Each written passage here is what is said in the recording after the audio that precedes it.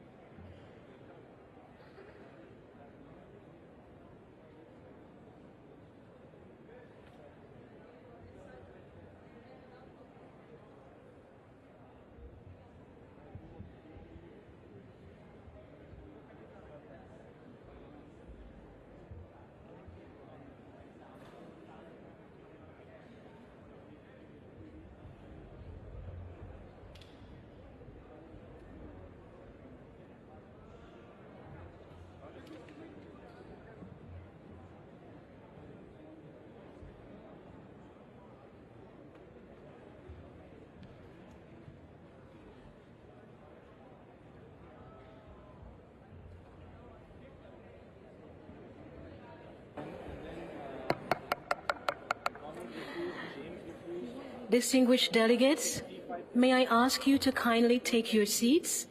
Thank you.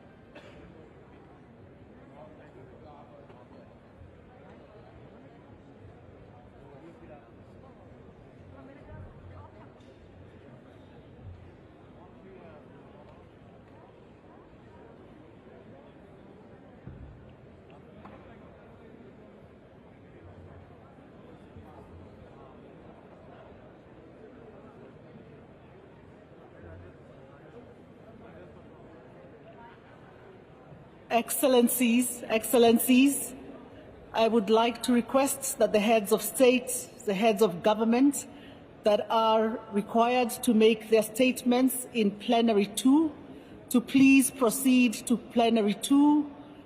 The 2 plenaries will be connected through live stream.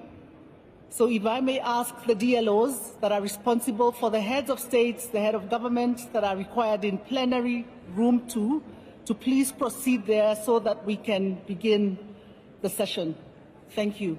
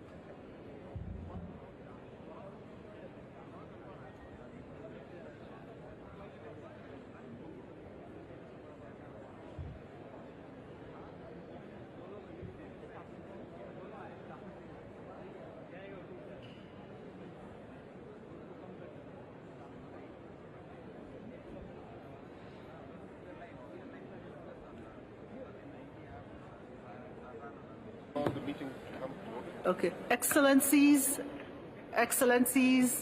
delegates, we are about to start. If I may kindly request you to take your seat.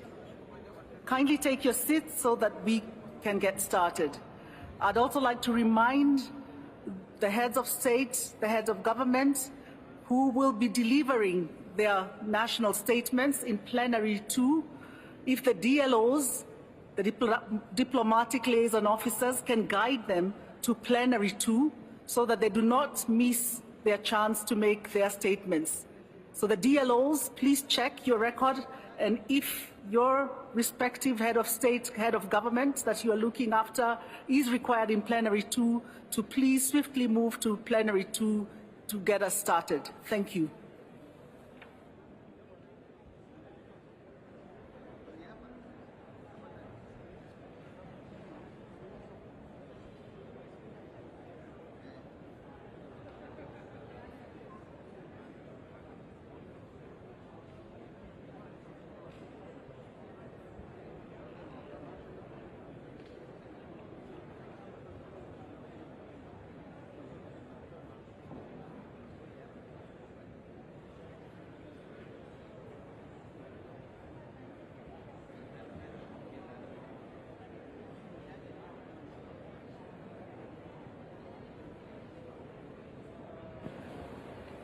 Excellencies, kindly take your seats. Please, kindly take your seats so that we can start. If you could be able to take your seats now, I see quite a big crowd on the corridor there. If you could take your seats, we'll be able to start immediately.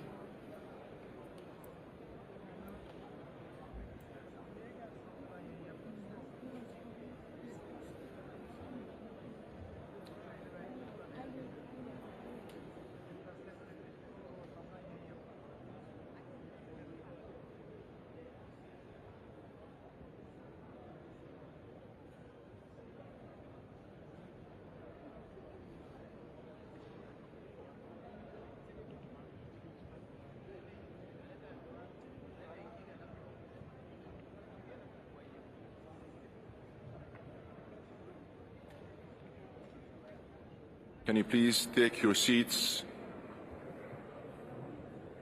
I kindly request that you all take your seats, please.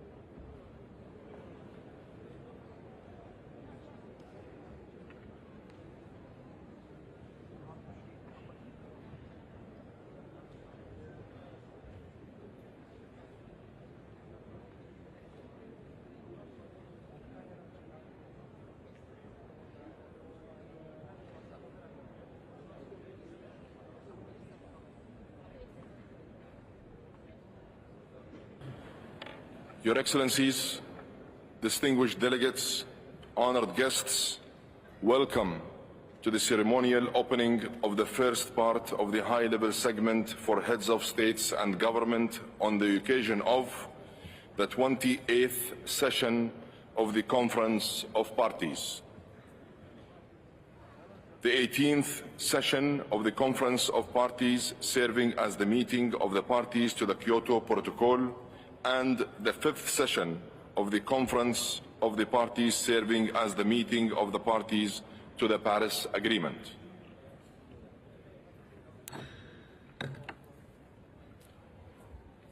Your Highnesses, Your Excellencies, Presidents and Prime Ministers, I am deeply humbled and honored to have the opportunity to welcome you today. And allow me to begin by thanking all of you for your presence with us here in the United Arab Emirates. As the largest gathering of world leaders to attend a COP summit, you are collectively demonstrating your real commitment to climate action. Yesterday, on the first day of COP28, we collectively made history. We achieved consensus on a fund for climate impact response that will protect lives and livelihoods, especially the most vulnerable. Your leadership guided this consensus, and I thank you all. I'm very grateful that so many countries have already stepped up and made contributions to the fund. I hope many more will follow. In addition, I was thankful that the COP28 agenda was voted and agreed without any delay. This was also made possible by your support and full engagement. And it allows us to get down to work immediately on the key issues that we must address across the climate agenda. I will do everything in my power to channel the momentum you generate at the summit into an ambitious response to the global stocktake and to keep the North Star of 1.5 within reach. Excellencies, I am looking forward to hearing your national statements and commitments, and I count on your continued support to raise climate ambition and to translate those ambitions into real results. Thank you.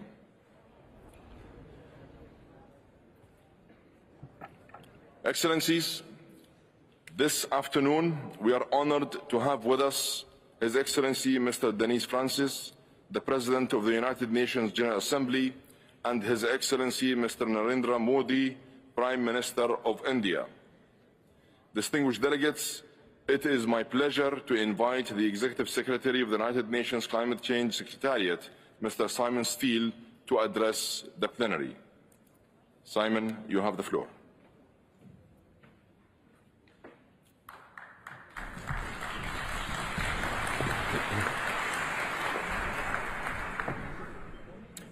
Excellencies, Ministers, honourable guests, I must begin by thanking the United Arab Emirates for their warm hospitality here in Dubai. Working with your team over the last year to prepare this event has been a pleasure. Looking out at this World Climate Action Summit, it's incredible to see so many leaders convened in one place. The strength of this demonstration of multilateralism is a testament to the scale of the problem we're convened here to address. The UNFCCC was born in 1992 when both the world and this crisis looked very different than they do today. But for me, 1992 was the year climate change became real. It was the year my father proactively built a sea wall to protect his island home. He'd never heard the concept of climate change, and his neighbours mocked him for how high he built it, how deep the foundations were, and how much of his own money he spent. Today, the ocean is right up against that sturdy wall, pounding it. Its very foundations are exposed. This is why, when some are cynical about the pace or value of COPs, I know at heart this process is our only hope to turn the tide. Some of you sitting here before me share my first-hand experience and even more extreme experiences. For others, it's still a mental leap. But let me assure you, the leap becomes much shorter as the impacts lap around you. This isn't about far-flung places. In the hottest year ever, it's at everybody's doorstep, continent by continent, region by region, country by country. None of us are immune. Some leaders here are newly elected. You have the whole term to plan ahead. Some leaders are here nearing the end of your term, more cautiously facing selection cycles. Both governed by the ebbs and flows of your political circumstances. I understand the realpolitik of your decision-making, but the climate crisis transcends these cycles. Empty promises, unfulfilled pledges, abandoned commitments after the photo ops won't help. It won't help the negotiators. It won't help your citizens. It is only by uniting in our fight will we rise to the expectations that COP28 will result in bold commitments. Bold commitments to bend the arch of global warming down from 3 degrees to 1.5. It's only by uniting in your commitment to doing this together that we'll fully respond to the needs of those affected and ensure that development and climate action are mutually reinforcing. It's only by focusing on understanding each other that we'll work out how to live in a fossil-free world. It's only by your leadership that we'll be able to use this global stocktake to accelerate the action taken thus far. Your political messages must translate into real, tangible action. Action that should be felt in the negotiating rooms. Action translated into the text that's gavelled on December the 12th. My job is simply to facilitate the process and make sure it's as fair, transparent, and just as possible. It's only the political signals you send today and their follow-up actions that can take us to a place beyond the encroaching seas. I thank you.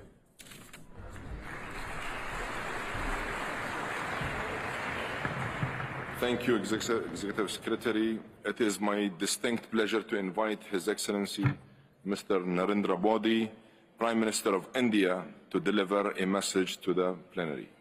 Your Prime Minister of India, to deliver a message to the plenary. Your Excellency, you have the floor.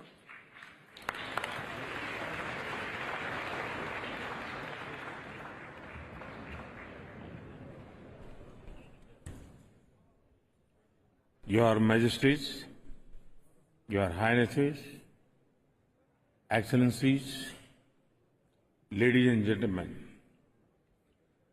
140 crore भारतीयों की ओर से आप सभी को मेरा नमस्कार। आज सबसे पहले मैं आप सभी का आभार व्यक्त करूंगा। मेरे द्वारा उठाए गए क्लाइमेट जस्टिस, क्लाइमेट फाइनेंस और ग्रीन क्रेडिट जैसे विषयों को आपने निरंतर समर्थन दिया है। हम सभी के प्रयासों से ये विश्वास बढ़ा है कि विश्व कल्याण के लिए सबके हितों की सुरक्षा आवश्यक है, सबकी भागीदारी आवश्यक है। फ्रेंड्स, आज भारत ने इकोलॉजी और इकोनॉमी के उत्तम संतुलन का उदाहरण विश्व के सामने रखा है। भारत में विश्व की 17% आबादी होने के बावजूद ग्लोबल कार्बन एमिशंस में हमारी हिस्सेदारी ओनली 4% से भी कम है। भारत विश्व की उन कुछ इकोनॉमीज में से एक है जो एनडीसी टारगेट्स को पूरा करने की राह पर है।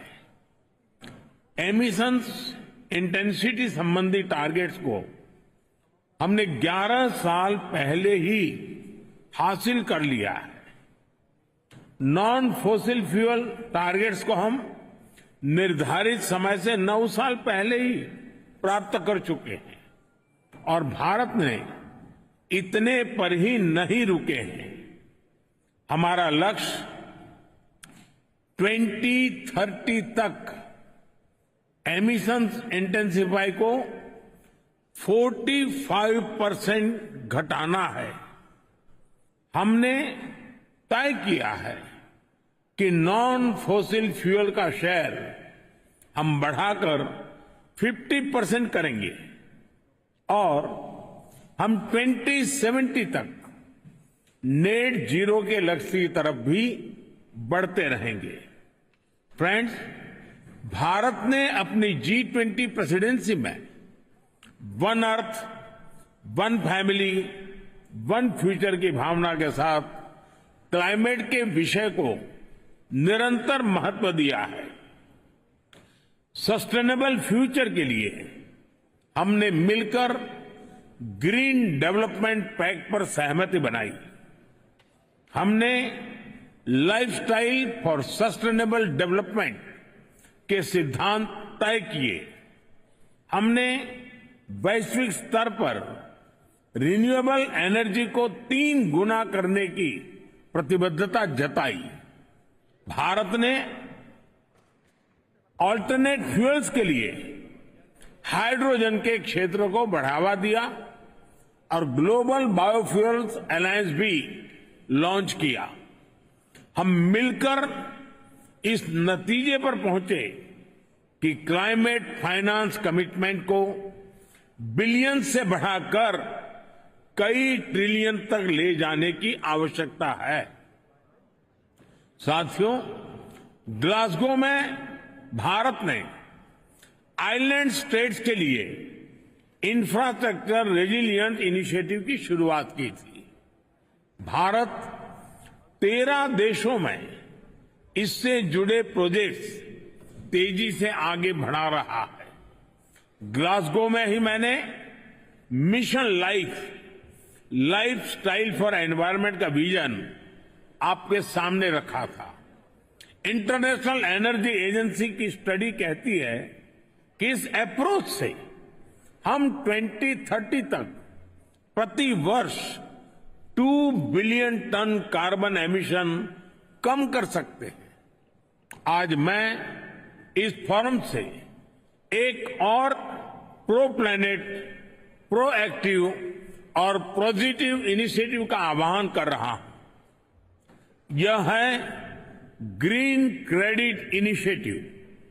यह कार्बन क्रेडिट की कॉमर्शियल मानसिकता से आगे बढ़कर जन भागीदारी से कार्बन सिंक बनाने का अभियान है। मैं उम्मीद करता हूं कि आप सब इससे जरूर जुड़ेंगे। साथियों, पिछली शताब्दी की गलतियों को सुधारने के लिए हमारे पास बहुत ज्यादा समय नहीं है। मानव जाति के एक छोटे हिस्से ने प्रकृति का अंधाधुंध दोहन किया, लेकिन इसकी कीमत पूरी मानवता को चुकानी पड़ रही है। विशेषकर ग्लोबल साउथ के निवासियों को सिर्फ मेरा भला हो, ये सोच दुनिया को एक अंधेरे की तरफ ले जाएगी। इस हॉल में बैठा प्रत्येक व्यक्ति, प्रत्येक राष्ट्राध्यक्ष बहुत बड़ी जिम्मेदारी के साथ यहां आया है। हम में से सभी को अपने दायित्व निभाने ही होंगे। पूरी दुनिया आज हमें देख रही है।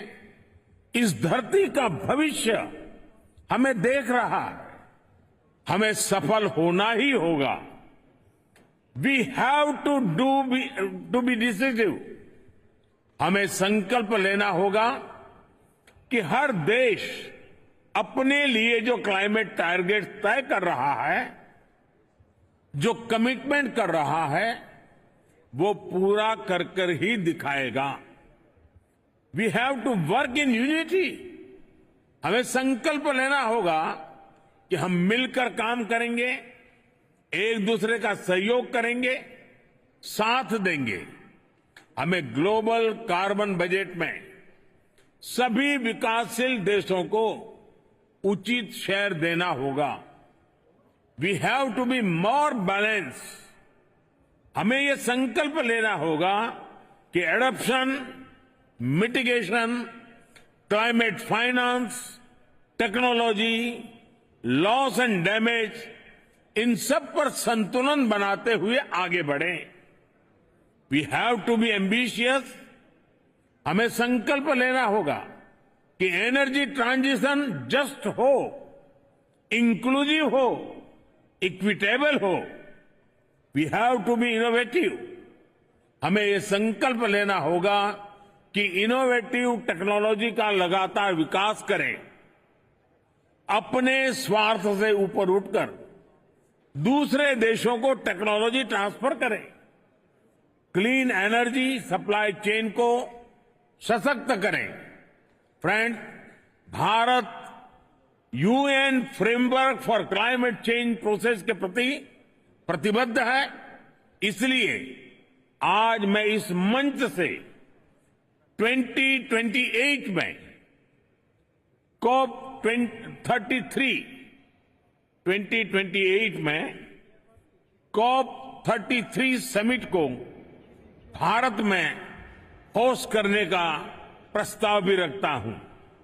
मुझे आशा है कि आने वाले 12 दिनों में ग्लोबल स्टॉक टेक की समीक्षा से हमें सुरक्षित और उज्जवल भविष्य का रास्ता मिलेगा।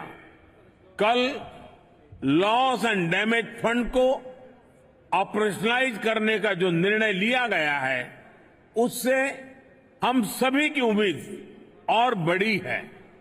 मुझे विश्वास है यूएई की मेजबानी में ये COP28 समिट सफलता की नई ऊंचाई पर पहुंचेगी। मैं मेरे brother his highness Sheikh Mohammed bin Zayed और संयुक्त राष्ट्र संघ के secretary general his excellency Guterres को मुझे ये विशेष सम्मान देने के लिए विशेष रूप से आभार व्यक्त करता हूं।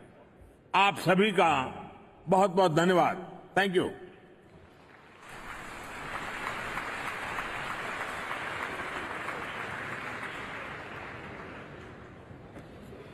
Thank you, Your Excellency. It is now my distinct pleasure to invite His Excellency Mr. Denis Francis, President of the United Nations General Assembly, to address the plenary. Your Excellency, you have the floor.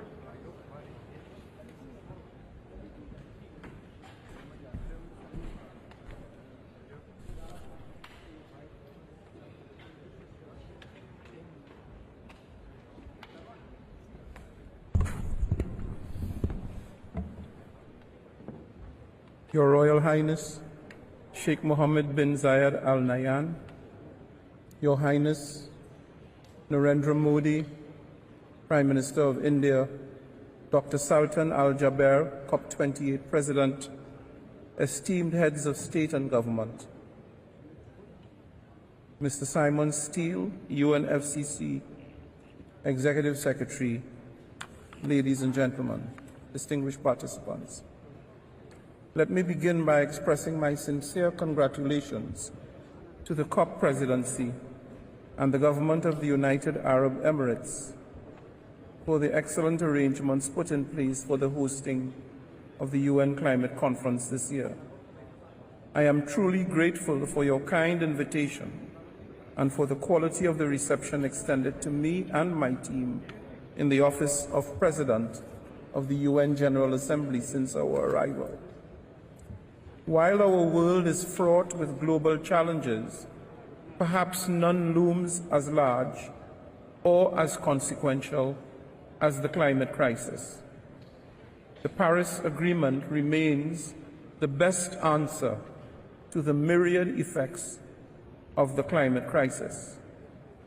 Living up to the letter and spirit of the Paris Promise is the ultimate goal of our deliberations, a goal close to my heart, quite literally so, as I wear and have worn, even predating my assumption of the presidency, a lapel pin advocating the goal of 1.5 degrees. A few weeks ago, it was my privilege to pay a visit to the Cook Islands. There, at the Pacific Island Forum leaders with whom I spoke, they spoke agonizingly of the real existential threats posed by sea level rise, itself a direct impact of climate change, but also an indisputable result of our actions, or perhaps more aptly, our inaction.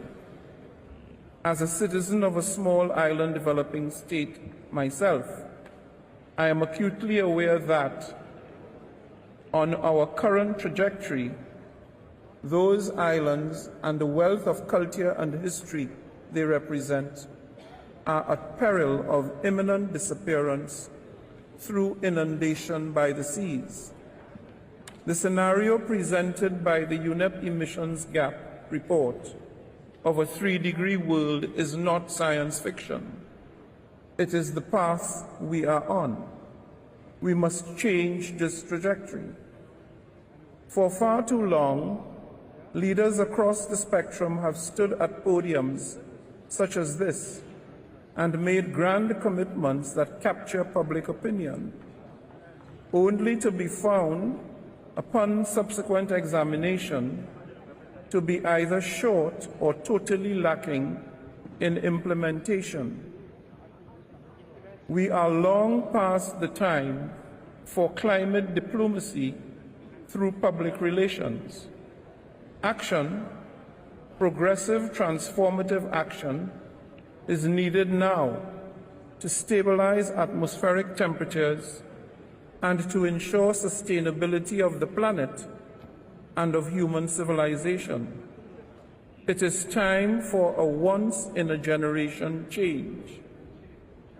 Pervasive evidence indicates that we have, at least academically, rethought the way we live, the way we produce, and the way we consume on this planet.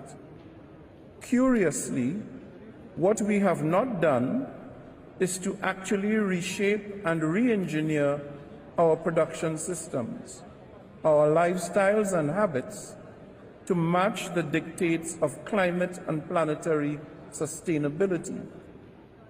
Borrowing from the Secretary General's descriptor about global boiling, the extant situation demands a new, more sustainable, more resilient, more equitable industrial revolution. We need a just transition to sustainable energy systems. We need to retrofit for resilience and sustainability. I am convinced that we have both the capacity and the tools at our fingertips to do this, while leaving no one behind. Excellencies, the energy transition, coupled with robust mitigation action, is understandably front and center in this effort if we are to halt climate change in its tracks.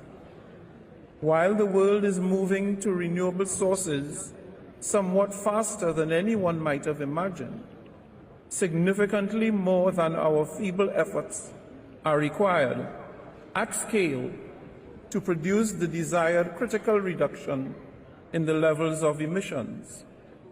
Let us therefore triple renewable energy capacity, as the COP28 presidency has challenged us to do. And then let us triple it again. Of course, our high levels of energy dependency impact everything we do, from transport to infrastructure to tourism. And for this reason, I intend to do my part in carrying forward these important sector-specific conversations at the General Assembly of the United Nations. Mindful of this imperative, I am pleased to announce that I will convene the first ever General Assembly Sustainability Week at UN headquarters in New York in April 2024 as a flagship initiative of my presidency. This week will consolidate several high-level, already mandated events promoting sustainability in transport, tourism, and infrastructure sectors. Perhaps most importantly, it will incorporate the global stocktake on energy, which aims to complement the stocktake here at COP28. The results of Sustainability Week will, I hope, add further momentum to the path laid out at COP28 and ahead of the 2024 Summit of the Future next September. I look forward to welcoming delegations at the highest possible level to New York in April in pursuance of sustainability. Excellencies, while we work towards fast-track energy transition, we must reconcile the reality that climate impacts are here already and will only intensify as we continue the march towards the 1.5 degrees. It is absolutely essential, therefore, that we deliver meaningful progress in specific relation to adaptation. Clearly, we need to shore up financing for adaptation. More accessible, more available, and more affordable financing from the international financial institutions must be unlocked. On this point, there is hope, and I welcome the capitalization of the Fund for Loss and Damage. Developing countries deserve no less. I make the plea, let us continue to build on this success. Let this be just the beginning. From building seawalls to designing drought-resistant crops, developing countries must receive the necessary financial and technical support for climate adaptation. And I applaud the efforts of partners to make community grants and financing more available and quickly accessible, as such funding is particularly important for small island developing states and marginalized communities on the front lines of climate change, as well as for vulnerable groups, especially women and girls. Such resources can help facilitate global and local early warning systems, as well as data and information services to better address extreme climate events. We need to not only be risk-informed, but also resilient at every level and across all stakeholders, thus leaving no one behind. Esteemed heads of state and government, excellencies, ladies and gentlemen, I am not just optimistic. I am convinced that we can emerge from Dubai with a triumvirate of undertakings, a threefold surge in renewable energy, a financial influx to propel sustainability, and a fortified support system for those confronting climate-induced vulnerabilities. Our collective resolve must echo louder than the challenges we face. Together we can make COP28 a decisive win for our people, for our communities, and for our planet. The actions we take here will resonate for generations, proving that when nations and people unite in a common quest for peace, progress, prosperity, and sustainability for all, we can surmount any obstacle and create the future we want. Let's get it done. I thank you.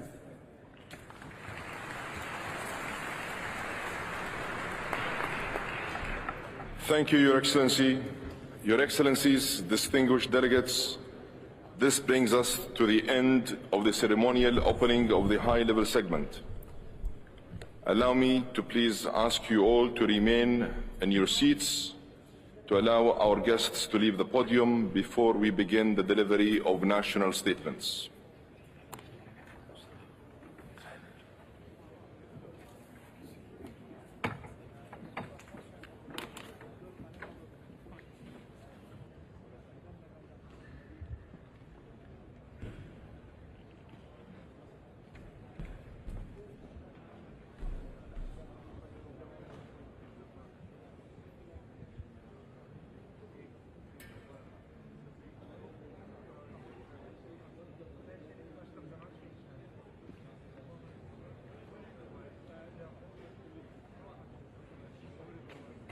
Your Excellencies, distinguished delegates, honorable guests, I now declare open joint second meeting of COP28, CMP 18 and CMA 5.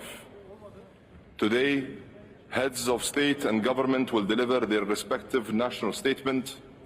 I'd like to inform you, Your Excellencies, of actions in place to ensure effective time management. There is a 3-minute time limit for statements during the high-level segment.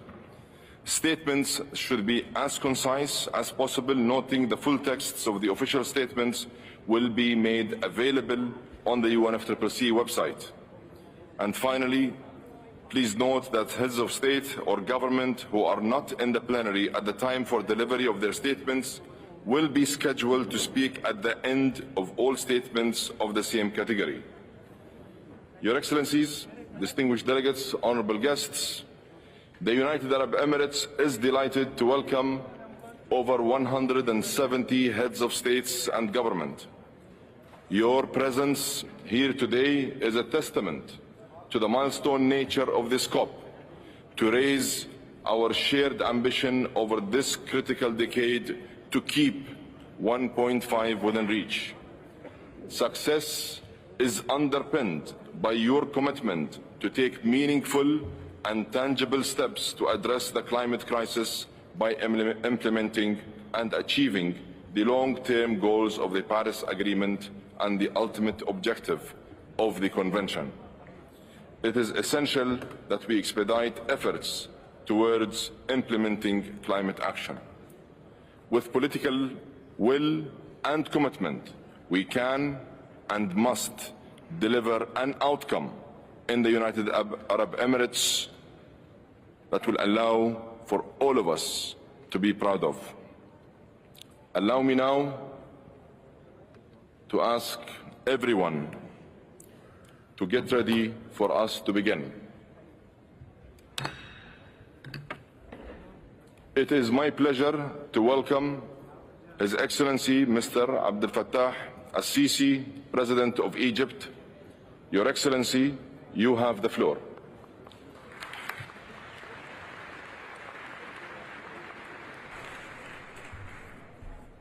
Thank you very much. بسم الله الرحمن الرحيم. أخي صاحب السمو الشيخ محمد بن زايد آل نهيان رئيس دولة الإمارات العربية المتحدة الشقيقة، السادة رؤساء الدول والحكومات، أصحاب المعالي الوزراء، السيدات والسادة، يسعدني أن أستهل كلمتي بتهنئة دولة الإمارات الشقيقة على توليها رئاسة مؤتمر الأطراف 28 لاتفاقية الأمم المتحدة الإطارية لتغير المناخ COP28، مشيدا بحسن التنظيم ومؤكدا ثقتي الكاملة في قدرة دولة الإمارات على الإسهام الفاعل في تحقيق أهداف هذه الدورة. إن مؤتمرنا اليوم ينعقد وعلى غرار مؤتمر شرم الشيخ العام الماضي وسط تحديات سياسية ودولية خطيرة لا تقل أهمية عن تداعيات التغيرات المناخية، وهو ما يتطلب منا كقيادات سياسية مسؤولة أمام شعوبها العمل المخلص على خروج مؤتمرنا هذا بنتائج طموحة وتنفيذ متسارع للتعهدات السابقة. وتدرك مصر في ضوء رئاستها للمؤتمر الماضي بشرم الشيخ وتأثرها المباشر بالتغيرات المناخية ضرورة تعزيز العمل الجماعي والعاجل للتعامل مع تحدي تغير المناخ بما يعزز قدرتنا على ضمان التنمية المتوافقة مع البيئة التي تحفظ كوكب الأرض للأجيال المستقبلية وتتعامل مع ما تشهده الأجيال الحالية من آثار مناخية شديدة وكوارث تتجاوز قدرة الدول خاصة النامية منها على التكيف معها أو احتواء آثارها على مختلف قطاعات التنمية. السادة الحضور، إن مسؤولياتنا كقادة المجتمعين اليوم هي تأكيد الرسالة الواضحة بأننا ملتزمون بل وطموحون في إجراءاتنا وفي تنفيذها بما يتفق مع ما توافقنا عليه في باريس، سواء ما يتعلق بالتجاوب مع التوصيات العلمية أو الالتزام بالمسؤوليات والتعهدات وفقا لقدرات كل دولة وحجم مسؤولياتها التاريخية والحالية عن التحديات المناخية الجارية.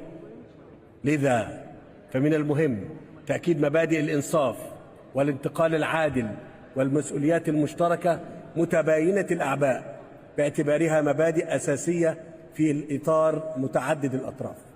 ولقد حرصنا في شرم الشيخ على إطلاق العديد من المسارات التي تسهم في تحقيق تطلعاتنا في هذا الصدد، وعلى رأسها إنشاء صندوق تمويل الدول النامية لمواجهة الخسائر والأضرار المناخية، وبرنامج العمل حول الانتقال العادل، وبرنامج عمل لخفض الانبعاثات.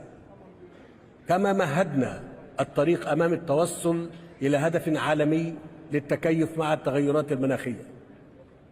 في هذا الإطار اسمحوا لي أن أعرب عن تقديري لكم جميعا في ضوء ما شاهدناه خلال هذا العام من نتائج، سواء ما يتعلق بالنقاشات حول الانتقال العادل أو تفعيل برنامج عمل خفض الانبعاثات في قطاعي الطاقة والنقل، فضلا عن التوصل إلى توصيات لتفعيل ترتيبات تمويل الدول النامية في مواجهة الخسائر والأضرار المناخية وتفعيل صندوق التمويل ذي الصلة.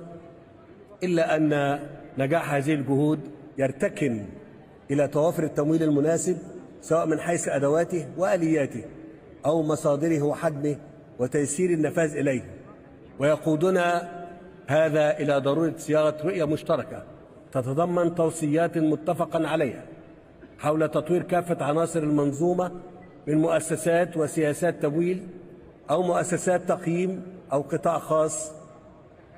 السيدات والسادة، إننا نؤمن بأن تحقيق هذه الأهداف هو أمر ممكن إذا عملنا معا بروح التعاون والمشاركة، ولذلك ندعو المجتمع الدولي إلى اتخاذ خطوات أكثر طموحا في مؤتمر دبي، إضافة إلى توسيع نطاق المشاركة المجتمعية مع تفادي الأفعال الأحادية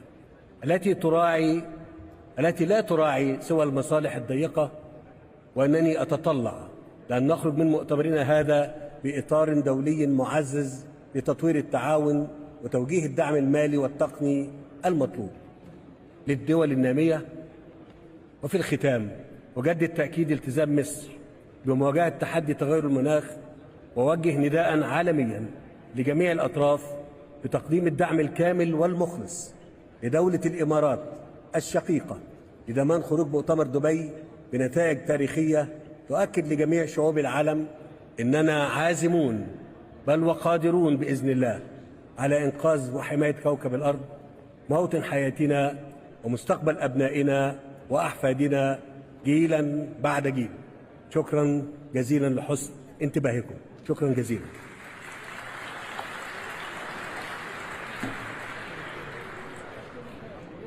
Thank you very much, Your Excellency.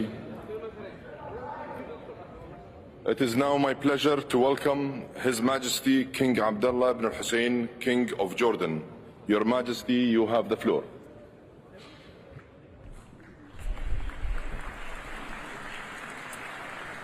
بسم الله الرحمن الرحيم.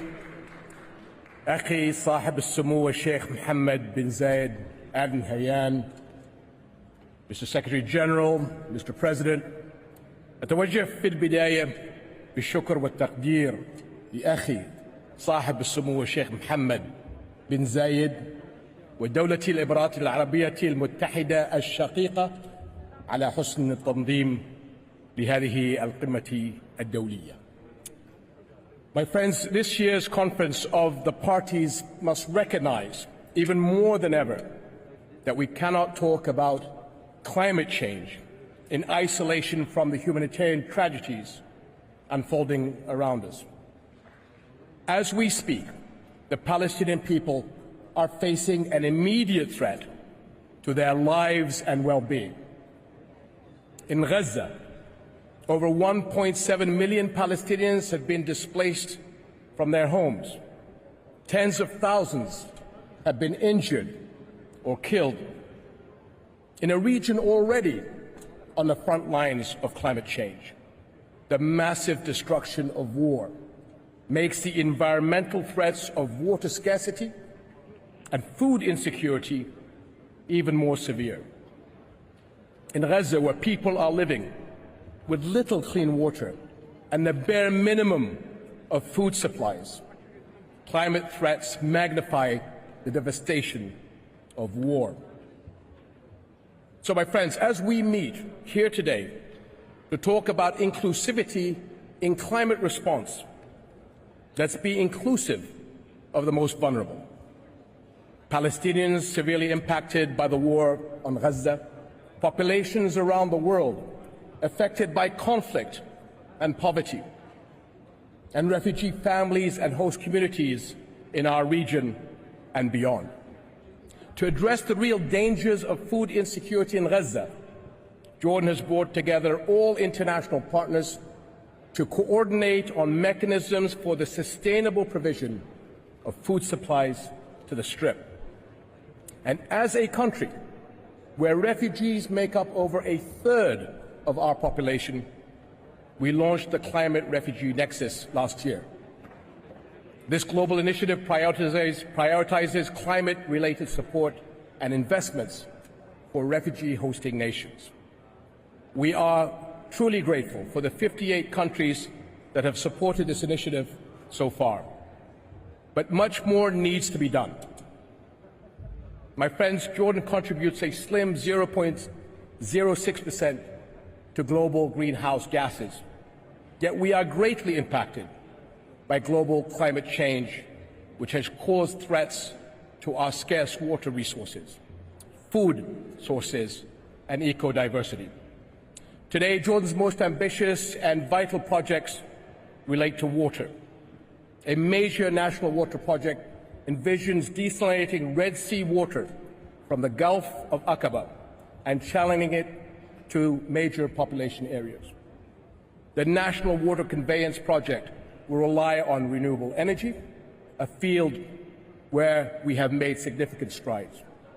Our national energy strategy aims to generate 31% of electricity from renewables by 2030. Hybrid and electric vehicles represent 18% of our transport system. In other climate action, research at the Aqaba Marine Park will explore the unique resilience of the Red Sea's coral reefs to benefit the conservation and regeneration of coral reefs around the world. And I look forward to attending an event tomorrow on board the Ocean Explorer vessel to highlight this initiative.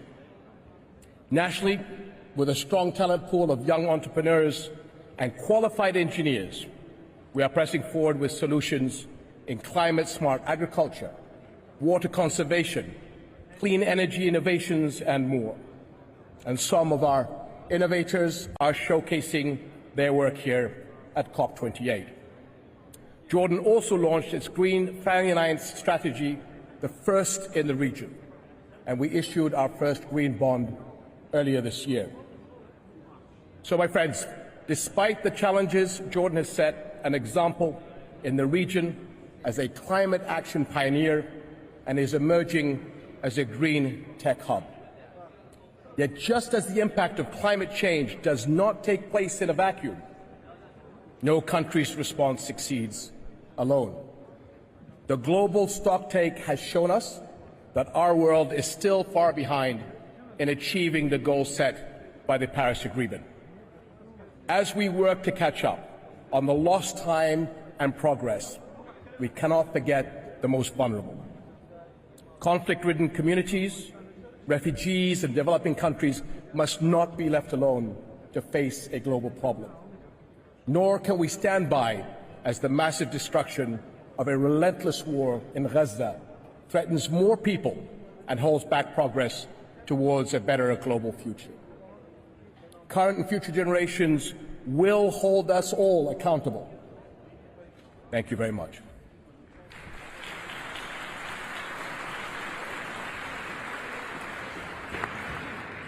Thank you, Your Majesty. It is now my pleasure to welcome His Majesty King Tupu VI, King of Tonga. Your Majesty, you have the floor.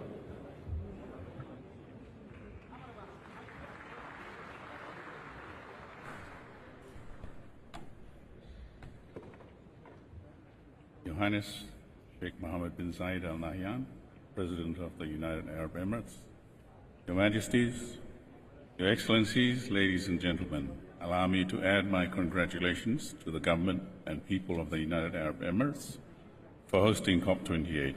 Congratulations for a brilliant celebration to kick off the conference, coinciding with the UAE National Day at the human-centric city of the future. The warm welcome and gracious hospitality extended to us has been splendid. Mr. President, it's painful for the people of the small island developing states to see that COP28 may not be the milestone moment we had all been hoping for because of our slow progress on the Paris Agreement. The far-reaching impacts of climate change and disasters on human security and mobility displaces more than 50,000 Pacific people every year. At the 52nd Pacific Islands Forum last month, leaders endorsed the Pacific Partnership for Prosperity as a political prioritization process to mobilize resources to empower Pacific people to bring about transformational change through national and regional development. We need a Pacific-led, member-owned and managed community resilience financing facility. We recognize Australia and New Zealand's commitments, and I therefore strongly urge all partners to contribute to funding the establishment of a Pacific Resilience Facility. We are ocean people. The ocean is our lifeblood. It feeds us, it is our mode of transportation, and part of our deep-seated culture, making COP28 and the themes outlined by UAE right in line with major gaps and challenges that Tonga and small island development states are experiencing in the areas of technology, innovation, inclusion, frontline communities, and finance. A 2050 strategy for the Blue Pacific continent sees Pacific Island countries embarking on a blue technological revolution with innovation at the center, seeking to develop and deploy SIDS-appropriate technologies and looking at ways to improve climate resilience of the majority of the Tongan population. Tonga and Palau are champions of unlocking the Blue Pacific Prosperity Plan, which articulates the goals of 100% effective ocean management for the region and 30% protection of the Blue Pacific continent, aligned to Pacific country contexts, priorities and capacities.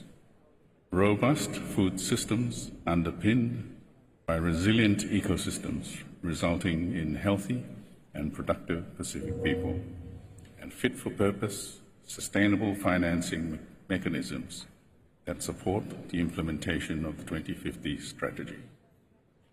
The ambitious agenda before us focuses on 4 paradigm shifts to guide our work under negotiating mandates and the Presidency's action agenda. But I believe that we can make major progress by placing one of those important shifts at the forefront of our debate, Mr. President. Let us put nature, people, lives, and livelihoods at the heart of climate action. Thank you.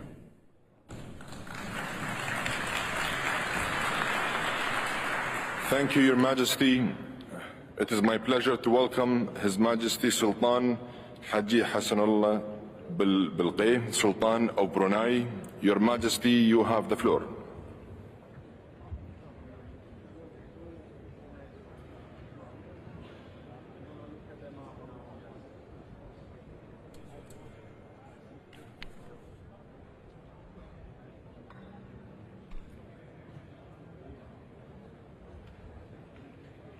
Bismillahirrahmanirrahim.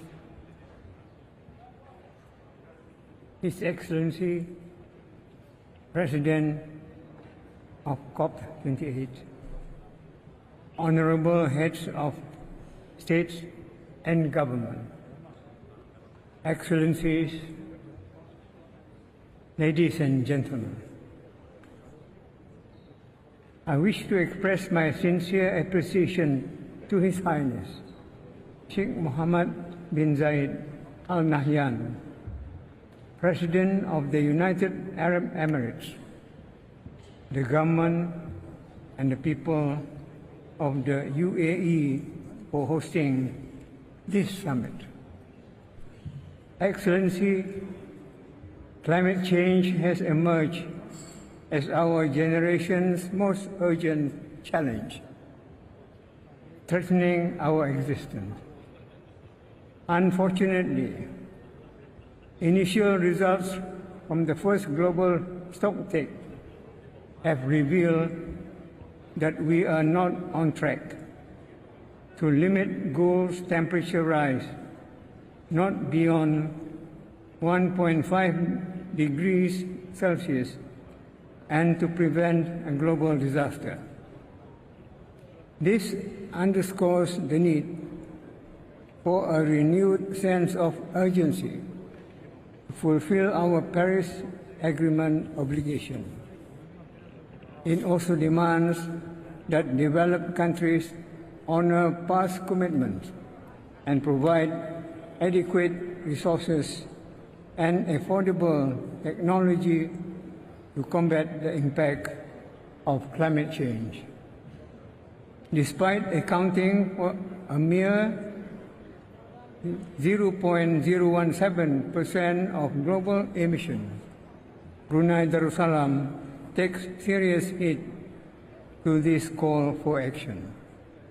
We are committed to balancing national development and environmental protection while pursuing sustainable growth for our economy.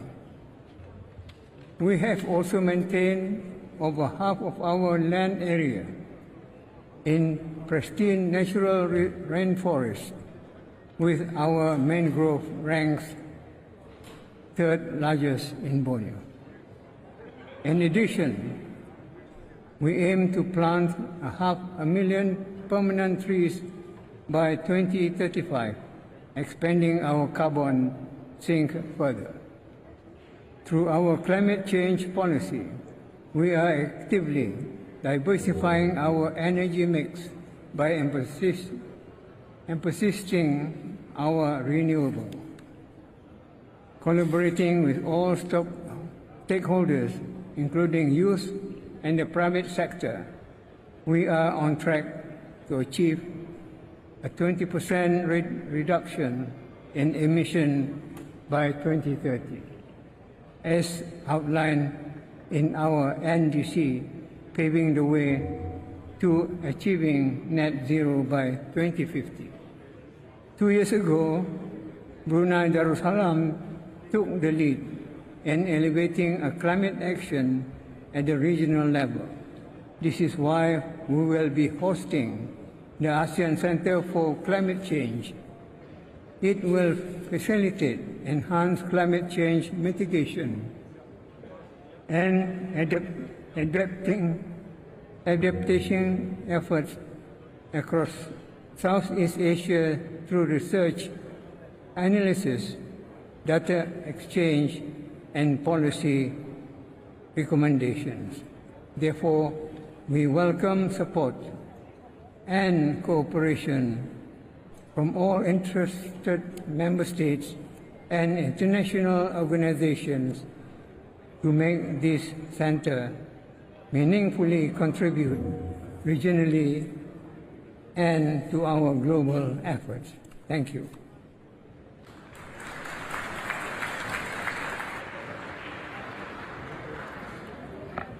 Thank you, Your Majesty. It is my pleasure to welcome His Excellency Mr. William Ruto, the President of Kenya. Your Excellency, you have the floor.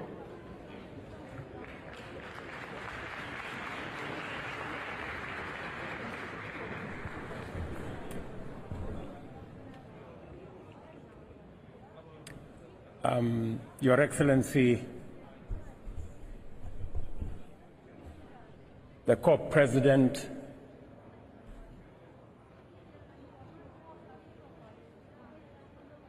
Your Highness,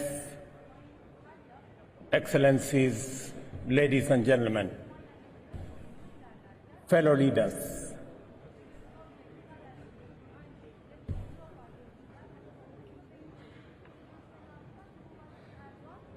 His Highness Sheikh Mohammed bin Zayed Al Nahyan, UN Secretary General, fellow leaders, as we convene here in Dubai, we must appreciate that the presence of almost 200 nations speaks volumes about the magnitude of this global event and what it stands for. This gathering is a testament to the universal recognition that among the multitude of global challenges confronting us today, climate change stands out as by far the defining issue of our era. COP28 underscores our shared commitment to confront with unwavering resolve a challenge that transcends borders, impacts every facet of human existence and well-being, and demands a concerted global response as a matter of grave urgency. The reality before us is irrefutable. According to the latest UN data, unless there is a significant and radical shift in our economic and industrial patterns, we are hurtling at a perilous velocity on a trajectory towards the dire scenario of a world that is warmer by 3 degrees Celsius. The evidence is alarming. In just the first 10 months of this year, we experienced 86 days where temperatures soared over 1.5 degrees centigrade above pre-industrial levels. Adding to this worrying scenario is the fact that global greenhouse gas emissions have not decreased, but rather increased by a deeply worrying 1.2% between 2021 and 2022, culminating in a staggering 57.4 gigatons of CO2 equivalent, a record high that underscores the magnitude of the climate crisis we face. We must add that all the increases were experienced in the G20 countries, and many of them are here and they are listening. This crisis must never be seen as a distant threat. It is here now, indiscriminately devastating nations regardless of their size or wealth, thereby reshaping our world in a profound, unprecedented, and highly complicated ways. A stark illustration of this disastrous turn of events is currently unfolding in Eastern Africa, where catastrophic flooding has swiftly followed the most severe drought the region has seen in over 40 years. Scientific evidence clearly and strongly links these extreme weather events to human-induced climate change. Studies indicate that droughts are now at least 100 times more likely in parts of Africa than they were in pre-industrial era. This translates into a dramatic reduction in long-term rainfall, while short-term rainfall patterns remain erratic and unpredictable. All of us are already living in this dire reality. Kenya has been besieged by relentless torrents that have claimed lives and displaced countless communities. The ensuing injury loss and damage extends beyond immense human toll to the destruction of vital infrastructure and the disruption of critical supply chains across many vital sectors.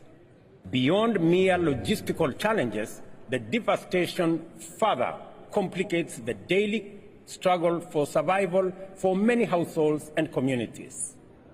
The situation in our Horn of Africa region, in many other developing countries, lay bare the harsh reality of climate change. It is a poignant reminder of its disproportionate impact and a call to action for all of us to mobilize rapidly to address this imbalance with urgency, solidarity, and inclusivity. We are also here because we are convinced of our collective ability to effect change. Our mission for this COP is clear: to foster radical cooperation that steers the world firmly back onto a 1.5 degrees Celsius ceiling. Equally critical, we are here to affirm our commitment to provide robust support to those of us who have contributed least to climate change, yet bear its most catastrophic impacts. As Africa, we are ready to play our part in full. The Nairobi Declaration, which we adopted at the conclusion of the first Africa Climate Summit, set out the vision and pathway for Africa to be a vital part of the global solution to the existential climate challenge we face. The declaration captures the consensus of the African government leaders for climate-positive growth that harnesses our ample human natural resources. It commits us to triple renewable energy capacity, establish green manufacturing, halt and reverse deforestation, promote sustainable agriculture, promote nature-based solutions, support the global call to phase down coal plants and eliminate inefficient fossil fuel production subsidies, and further amplify calls for a new global financial architecture and global carbon tax. In Kenya, we have transformed this vision into tangible goals. Our plan is ambitious to expand our current energy capacity of approximately 3 gigawatts to 100 gigawatts of entirely renewable power by 2050 as a cornerstone of our green industrialization strategy. This level of ambition must be matched by the global commitment to achieve concrete, action-oriented outcomes. The first global stocktake at this COP is not just a checkpoint. It is a crucial step forward in our collective response to climate change. It must therefore encompass strategies for mitigation, adaptation, addressing loss and damage, and fundamentally, the means of its implementation. Such a comprehensive approach will pave the way for a more inclusive and robust set of nationally determined contributions in the next cycle. At the heart of our discussion at this COP28 must be a package of ambitious energy transition and investment goals and incentives aligned with our commitment to maintain a global temperatures within 1.5 degree limit. This entails a pledge to triple renewable energy capacity and double energy efficiency by 2030, alongside a significant reduction in fossil fuel dependency. I commend my brother, the COP presidency, for their efforts to converge the world around this global code. The strong participation of traditional hydrocarbon energy leaders in this global endeavor has transformed the conversation and brought us closer to consensus based on democratic inclusion and the best spirit of collective action, as well as multilateralism. Notably, the vision demands deliberate support for developing countries. In the past 2 decades, only 2% of the $3 trillion invested globally in renewable energy has reached Africa, despite the continent's vast resource endowments and great need for investment. The consequences of this investment gap are starkly evident. More than 600 million Africans are deprived of basic energy services, which are fundamental to dignified living and access to essential services such as healthcare and education. The challenge is compounded by the fact that nearly 1 billion people in Africa do not have access to clean cooking amenities. A tendency to ignore Africa's developmental and industrialization needs and the failure to invest in our burgeoning young generation is no longer a tenable proposition. We cannot afford to neglect the immense potential or ignore the pressing needs of a continent on the cusp of transformative growth. Turning Africa into a green powerhouse is not just essential for the continent, it is also vital for global industrialization, decarbonization. Going forward, clear, actionable roadmaps for implementations are required. In turn, these call for a unified global effort to mobilize the necessary capital for both development and climate action.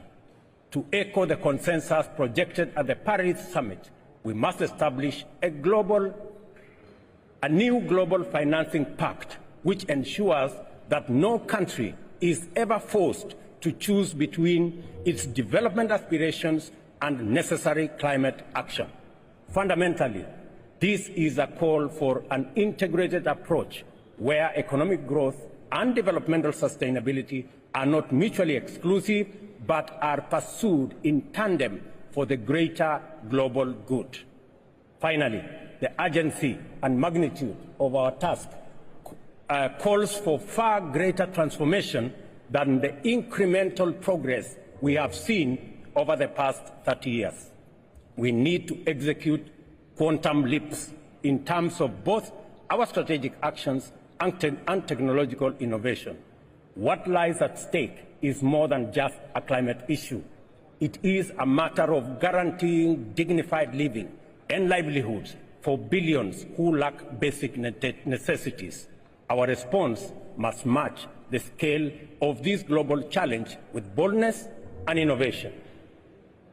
Given this context, the long-standing adversarial dynamic between global North and global South proves practically counterproductive.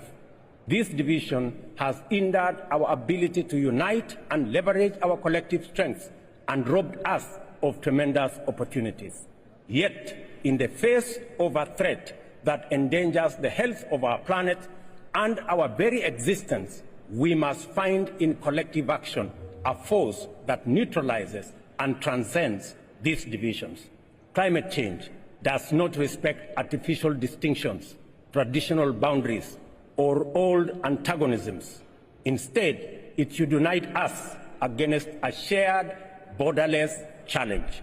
Consequently, our approach must be collaborative, inclusive, and anchored in justice.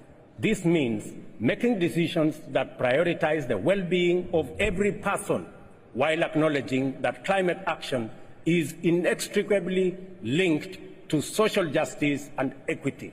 In this room, ladies and gentlemen, we have the power, the means, and most of all, the responsibility to act.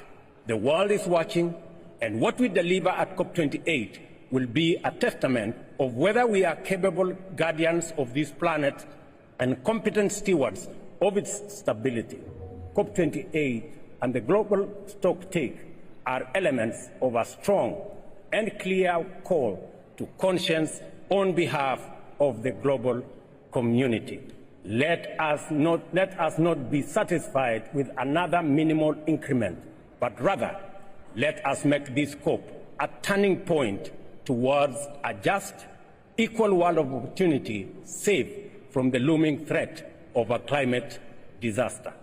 I thank you. Thank you, Your Excellency. Thank you, Your Excellency. It is now my pleasure to welcome His Excellency Mr. Shavkat Mirziyoyev, President of Uzbekistan. Your Excellency, you have the floor.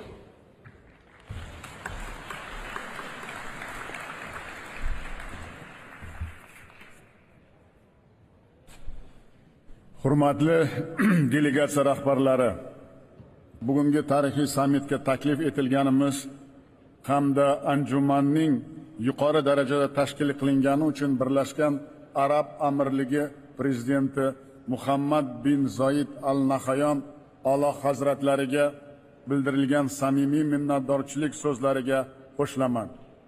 Biz amirlikning iqlim o'zgarishiga qarshi kurashda global tashabbuslari va yashil taraqqiyotga qo'shayotgan katta hissasini olqishlaymiz. Fursatdan foydalanib Birlashgan Arab Amirliklari xalqining milliy bayrami bilan chin dildan qutlayman. Hurmatli sammit ishtirokchilari, iqlim muammolari barqaror rivojlanish yo'lida eng asosiy tahdidga aylanib ulgurdi. Bu xavf-xatarlar hatto dunyo geosiyosiy arxitekturasiga ham ta'sir ko'rsatmoqda. Iqlim o'zgarishining salbiy oqibatlari Orol fojiasi tufayli Markaziy Osiyoda ayniqsa jiddiy sezilmoqda. Mintaqamizda havo haroratining oshishi jahondagi o'rtacha ko'rsatishdan 2 barobar ko'pdir. Favqulodda issiq kunlar soni 2 marta ortdi. Muzliklar maydonining 3dan 1 qismi yo'qoldi.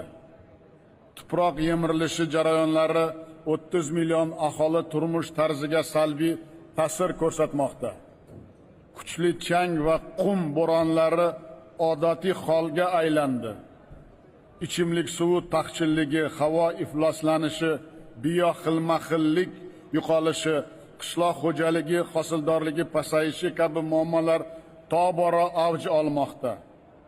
Bu global xavflar keng mintaqamizda xatarli nuqtaga yetib kelmoqda. Hurmatli anjuman qatnashchilari, yashil iqtisodiyotga o'tish va uglerod neytralligiga erishish yangi O'zbekistonning ustuvor strategik vazifasidir.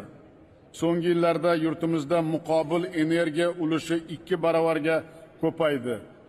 Biz 2030-yilga borib 25 gigavat qayta tiklanuvchi energiya quvvatlarini barpo etamiz.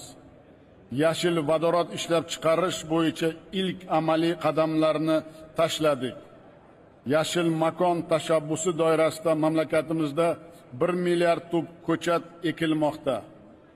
Orol dengizining qurigan tubida 2 million gektar maydonda o'rmonlar barpo etdik. Biz iqlim o'zgarishiga qarshi faqat birdamlik va keng xalqaro hamkorlik orqali samarali kurashishimiz mumkin. Bu borada quyidagi takliflarni ilgari surmoqchiman. Birinchidan, Parij shartnomasi doirasida iqlim o'zgarishiga moslashish sohasida global xatli mexanizmni tezroq kelishishi tarafdorimiz. Biz Markaziy Osiyo iqlim muloqoti platformasida adaptatsiya strategiyasini ishlab chiqmoqdamiz. Kecha yo'qotish va zararlar jamg'armasini tashkil etish bo'yicha qabul qilingan muhim qarorni yuksak baholaymiz. Ikkinchidan, global miqyosda kam uglerodli iqtisodiyotga o'tish adolatli, shaffof va inklyuziv bo'lishi shart. Bunda rivojlanayotgan davlatlarning manfaatlari albatta inobatga olinishi juda muhim. Bu muammo katta 7lik va 20lik formatlarida doimiy ko'rib chiqilishi maqsadga muvofiqdir. Uchinchidan, biz Birlashgan Millatlar Tashkilotining rezolyutsiyasi asosida Orolbo'yi hududining ekologik ofat zonasidan innovatsiyalar, texnologiyalar va yangi imkoniyatlar mintaqasiga aylantirmoqchimiz. Bu yerda iqlim texnologiyalari xalqaro ekspo hubini yaratishda yaqin hamkorlikni taklif etamiz. To'rtinchidan, iqlim o'zgarishiga qarshi kurashda ilm-fan yutuqlaridan keng foydalanishimiz lozim. Toshkentdagi Yashil universitet negizida iqlim ilmiy forumida davlatlaringiz yetakchi olim va ekspertlarni ishtirok etishiga chaqiraman. Yer degradatsiyasi, suvdan foydalanish, oziq-ovqat xavfsizligi muammolari forum kun tartibidan joy oladi deb ishonaman. 5-dan, Birlashgan Millatlar Tashkiloti bilan 2024-yilda O'zbekistonda iqlim migratsiyasi konferensiyasini o'tkazish niyatdamiz. Xalqaro mehnat tashkiloti bilan yashil bandlik dasturini ishlab chiqish va modellashtirish markazini tashkil etish taklif qilaman. Ko'p yoshlar konferensiyasini mamlakatimizda yuqori darajada tashkil etishga tayyormiz. Hurmatli do'stlar, O'zbekiston iqlim o'zgarishiga qarshi kurash bo'yicha umumbashariy g'oyalarga doimo sodiqdir.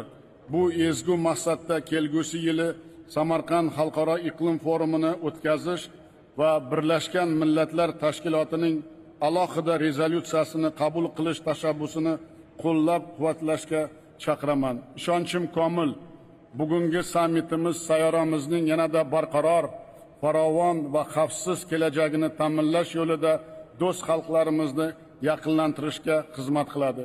E'tiboringiz uchun rahmat.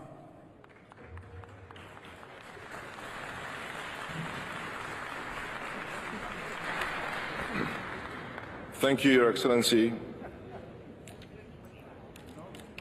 It is now my honor and distinct pleasure to welcome His Highness Sheikh Mansour bin Zayed Al Nahyan, Vice President and Deputy Prime Minister, Chairman of the Presidential Court of the United Arab Emirates. Your Highness, you have the floor.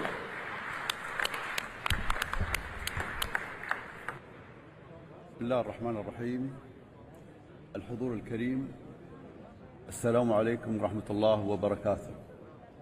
نرحب بكم في دولة الإمارات العربية المتحدة، البلد الذي يشكل عالماً في دولة عالم يختصر ما في العالم ويطمح ويسعى لعالم يعمه السلام والاستقرار والاستدامة.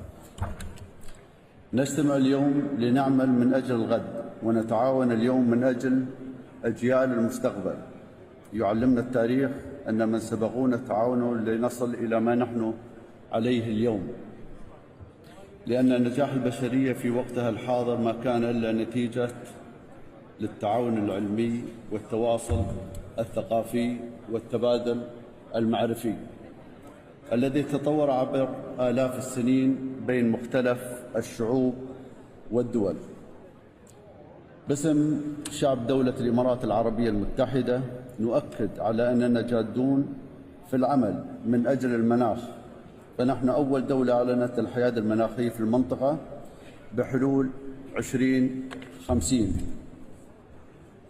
ولدينا استراتيجية ب 163 مليار دولار لتنوع مصادر الطاقة والتحول نحو طاقة نظيفة ومتجددة. وأعلن صاحب السمو الشيخ محمد بن زايد آل نهيان رئيس الدولة حفظه الله في كلمته عن تشكيل صندوق بقيمة 30 مليار دولار لتنويع ودعم المشاريع في العمل المناخي. ولدينا فريق عمل حكومي متميز يقود أجندتنا وسياستنا ومشاريعنا في العمل المناخي، ونفخر اليوم بأننا نستضيف العالم في هذه القمة العالمية للعمل المناخي. الحضور الكريم، نكرر ترحيبنا بكم في دولة الإمارات العربية المتحدة، ونكرر التزامنا الجاد في العمل من أجل كوكب الأرض، ونكرر رسالتنا المعلنة والواضحة بأن التواصل والتعاون بين الدول والثقافات والحضارات هو الطريق للتغلب على التحديات المناخية التي تواجه كوكب الأرض. شكرا لكم والسلام عليكم ورحمة الله وبركاته.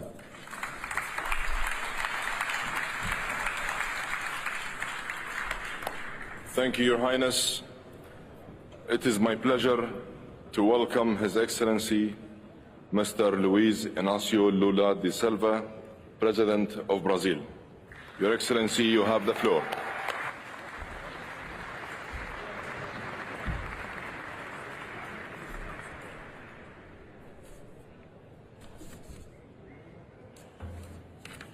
Senhor Sultan Al-Jaber, presidente da COP28, excelências,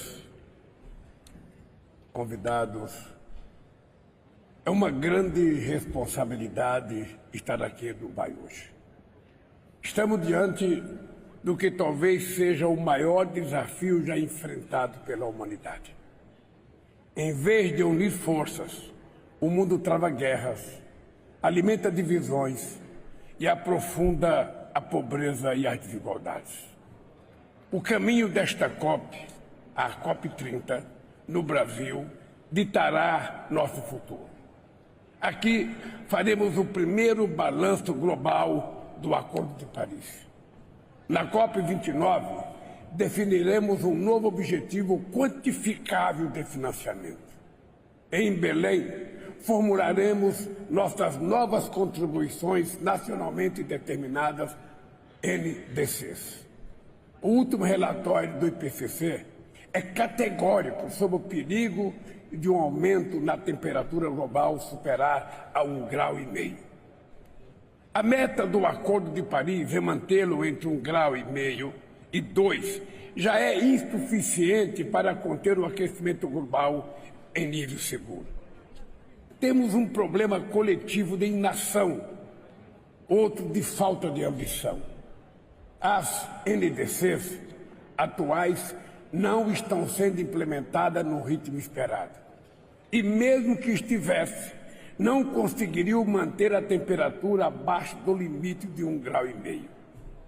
O Brasil ajustou sua NDC e se comprometeu a reduzir 48% das emissões até 2025 e 53% até 2030, além de atingir neutralidade climática até 2050. Nossa NDC é mais ambiciosa do que a de vários países que poluem a atmosfera desde a Revolução Industrial no século XIX. Mantemos o firme compromisso de zerar o desmatamento na Amazônia até 2030. Já conseguimos reduzi-lo em quase 50% nos 10 primeiros meses deste ano, o que evitou a emissão de 250 milhões de toneladas de carbono na atmosfera. Mas muitos países do sul global não terão condições de implementar suas NDCs nem de assumir metas mais ambiciosas. Os mais vulneráveis não podem ter que escolher entre combater a mudança do clima e combater a pobreza. Terão que fazer ambos. O princípio das responsabilidades comuns, porém diferenciadas, é inegociável. Ameaçá-lo vai na contramão de qualquer noção básica de justiça climática. Essa noção demanda que sejam cumpridas as obrigações de financiamento de transferência de tecnologia. É inaceitável que a promessa dos 100 bilhões de dólares por ano assumida pelos países desenvolvidos não saia do papel, enquanto só em 2021 os gastos militares chegaram a 2 trilhões e 200 bilhões de dólares. No Brasil, a emergência climática já é uma realidade. A Amazônia está atravessando nesse momento uma seca inédita. O nível dos rios é o mais baixo em mais de 120 anos. Nunca imaginei que veria isso no lugar onde estão os maiores reservatórios de água doce do mundo. Mas o futuro da Amazônia não depende só dos amazônicas. O desmatamento em todo o mundo só responde por 10% das emissões globais. Mesmo que não derrubemos mais nenhuma árvore, a Amazônia poderá atingir seu ponto de não retorno se outros países não fizerem sua parte. O aumento da temperatura global poderá desencadear um processo irreversível de savanização da Amazônia. O setor de energia, indústria e transporte emite muito gás de efeito estufa. Temos que lidar com todas essas fontes. É por isso que o Brasil está propondo a missão 1.5, uma missão coletiva que vai nos manter na trilha de 1,5 grau. Nos 2 anos, até a COP30, será necessário redobrar os esforços para implementar as NDCs que assumimos. E em Belém, precisamos anunciar NDCs mais ousadas e garantir os meios de implementação necessária para concretizá-la. Os países em desenvolvimento requerem incentivos positivos para promover medidas de ação climática alinhadas às suas prioridades de seu desenvolvimento. No Brasil, tem a mitologia indígena que diz que o rio Amazonas nasceu das lágrimas da lua. A lua teve de abrir mão de seu amor pelo sol para que a terra não fosse destruída pelo calor. Se não deixarmos nossas diferenças de lado, em nome de um bem maior, a vida no planeta estará em perigo e será tarde demais para chorar. Muito obrigado.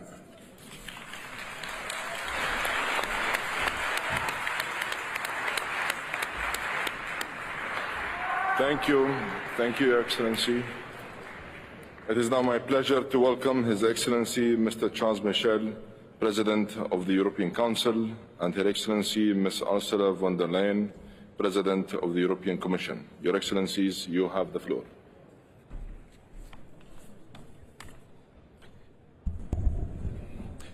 Monsieur le Président de la COP28, Excellences, Mesdames et Messieurs, chacun en vos titres et qualités, des inondations qui ravagent, des feux qui détruisent, des populations déracinées et déplacées, plus aucun continent n'échappe à la tragédie du changement climatique. Et pourtant, la science, la connaissance, la raison nous amènent à connaître le diagnostic. Pas seulement le diagnostic, nous connaissons aussi les solutions. Nous devons maintenir l'objectif de 1,5 degré et nous devons nous débarrasser le plus rapidement possible de nos dépendances aux énergies fossiles qui mettent notre avenir commun en danger. Mesdames et Messieurs, ce sommet n'est pas une simple conférence, ce sommet est en réalité un examen, et même un examen de conscience. Faire le bilan mondial depuis les accords de Paris et surtout agir plus et agir plus rapidement. Nous saluons le leadership d'Antonio Guterres, nous saluons aussi la manière dont les Émirats arabes sont engagés pour faire de cette COP28 un succès. Pour sa part, l'Union européenne est totalement mobilisée et engagée. Nous souhaitons continuer à jouer un rôle moteur. La transition climat est notre programme de développement, le Green Deal, Fit for 55. Nous mettons en œuvre des paquets de mesures pour transformer radicalement notre paradigme de développement économique. On a ainsi progressé en baissant de 30% nos émissions depuis 1990. Nous croyons dans la mécanique du prix du carbone pour continuer à avancer sur le bon chemin et encourageons d'autres à nous soutenir. Nous avons la détermination de tripler le renouvelable, de doubler l'efficacité énergétique et puis nous sommes aux côtés des pays en développement.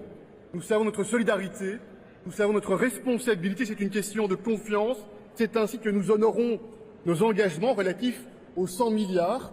23 milliards d'euros sont mobilisés cette année par l'Union européenne. Nous soutenons nos engagements en termes de partenariat pour des transitions énergétiques justes.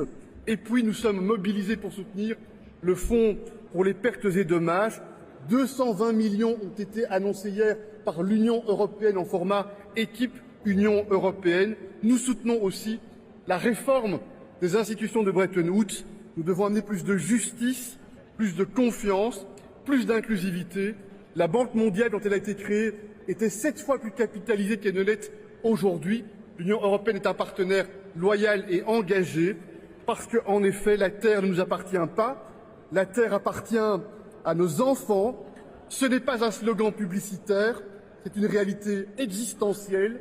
La décennie qui s'ouvre est cruciale et nous sommes tout à fait mobilisés à travailler avec chacun d'entre vous pour protéger l'humanité. Je vous remercie.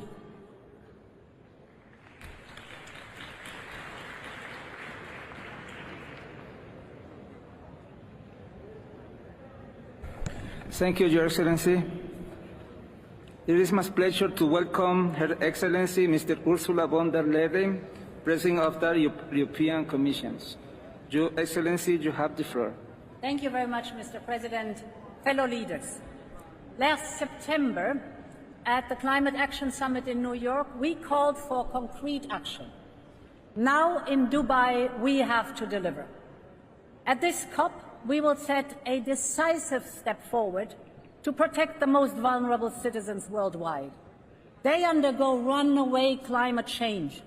They suffer loss and damage, and we will stand by their side. This COP is about ambition, it is about targets, and it is about finance. Let me start with ambition. Global emissions must peak by 2025. We must phase out fossil fuels, and we must reduce methane emissions. But what we are calling for globally, we also have to deliver domestically. So let me report on what we do in the European Union. The European Union has peaked already. We have reduced emissions, and we are on track to overshoot our target for 2030. And we just adopted a law to drastically reduce methane emissions. Second, on targets. This COP can make history. Last spring, the European Union launched a call to triple renewables and to double energy efficiency by 2030. We were joined by some early champions like the COP presidency, President Ruto, Prime Minister Motley, and many thanks to the International Energy Agency and IRENA for your strong support. By now, our call has grown into a powerful movement. More than 110 countries have already joined. That's fantastic. So I call now on all of us to include these targets in the final COP decision, because this sends a strong message to investors and consumers alike. There is no doubt the future of energy will be clean, it will be affordable, and it will be homegrown. And finally, on finance, we must meet the 100 billion target this year. Europe consistently delivered. Last year, the European Union contributed close to $30 billion in public climate finance. And of course, the European Union will contribute to the new Loss and Damage Fund. As of today, Team Europe is contributing more than $270 million so far. We must get the fund up and running, and we must do it fast. But we all know more is needed. We need to reform the international financial system. We need a strong green bond market, and we need more carbon pricing. Ladies and gentlemen, fellow leaders, dear friends, I wish for a successful COP28. Many thanks. Thank you, Your Excellency. May I remind the Speaker to maintain 3 minutes speaking time limit. Thank you. It is my pleasure to welcome Her Excellency Mr. Samia Suluhu Hassan, President of the United Republic of Tanzania.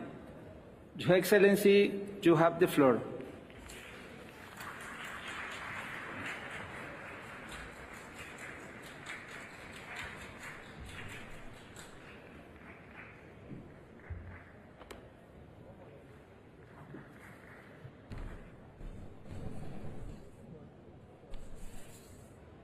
Your Excellency, President of COP28, Your Highnesses and Majesties, Excellencies, ladies and gentlemen, in Copenhagen, we committed 100 billion annually for climate action. Though far less than required, it is still not forthcoming. In Paris, we resolved to keep warming below 1.5 degrees Celsius. However, the current rate of warming is alarming. It must be said, unfulfilled commitment erode solidarity and trust, and have detrimental and costly consequences for developing countries.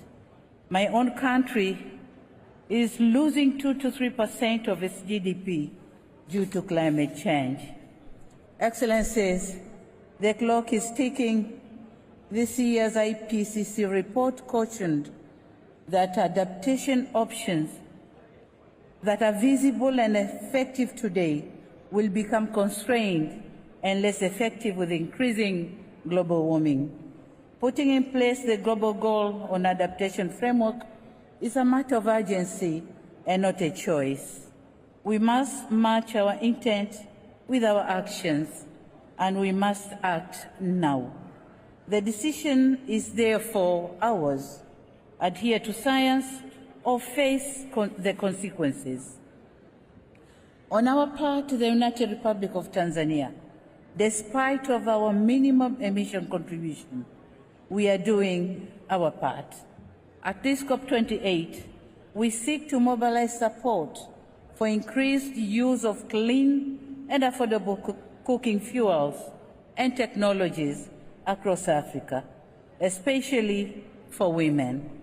Our call is for all of us to play our part. Excellencies, honoring our commitments and advancing the pace of climate action is the solution to this scourge. As we seek to unite, act, and deliver here in Dubai, we must deliver on climate finance. Thanks for effecting the Loss and Damage Fund. So let us now make the fund be accessible for developing countries, predictable, and of course, transparency should be the way of operation. I thank you very much for your... Thank you, Your Excellency. It is my pleasure to welcome His Excellency Mr. Gitanas Nausėda, President of Lithuania. Your Excellency, you have the floor.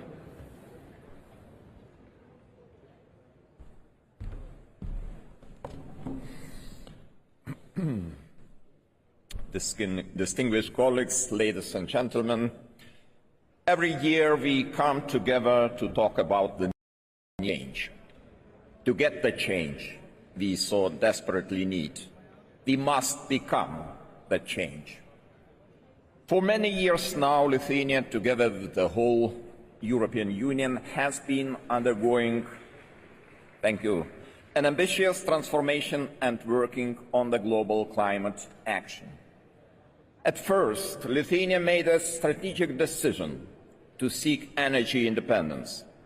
We have built our own LNG terminal, which decreased prices and turned Lithuania into a regional gas hub. Now we are proudly sharing our expertise worldwide. Today, we see renewable energy as the ultimate means of securing full energy independence and resilience, while also helping the planet Earth.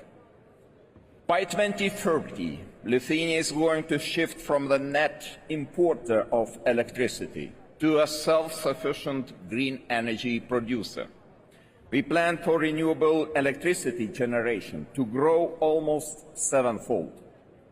Last year, Lithuania was the second country globally in the solar energy generation increase.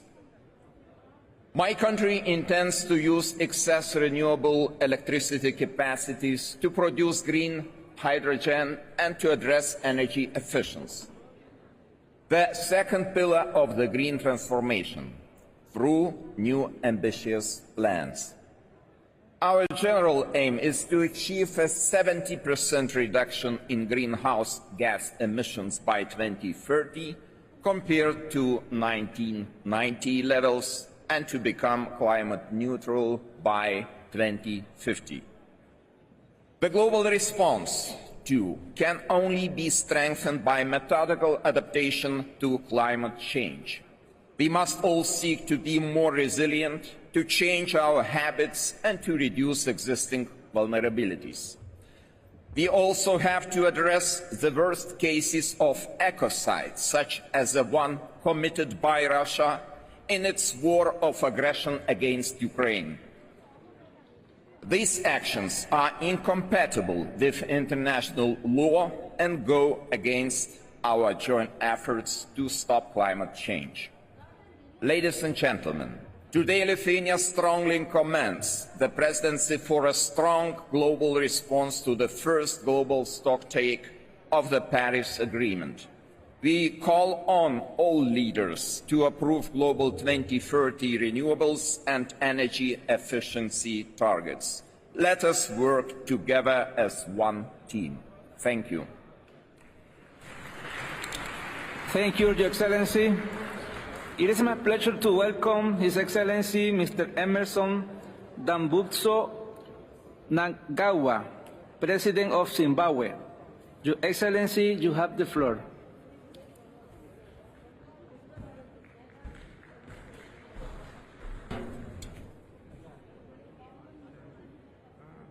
Your Excellencies, Heads of State and Government, allow me to express my sincere gratitude to the government and people of the United Arab Emirates for successfully hosting this COP28 and for the hospitality extended to me and my delegation since our arrival here.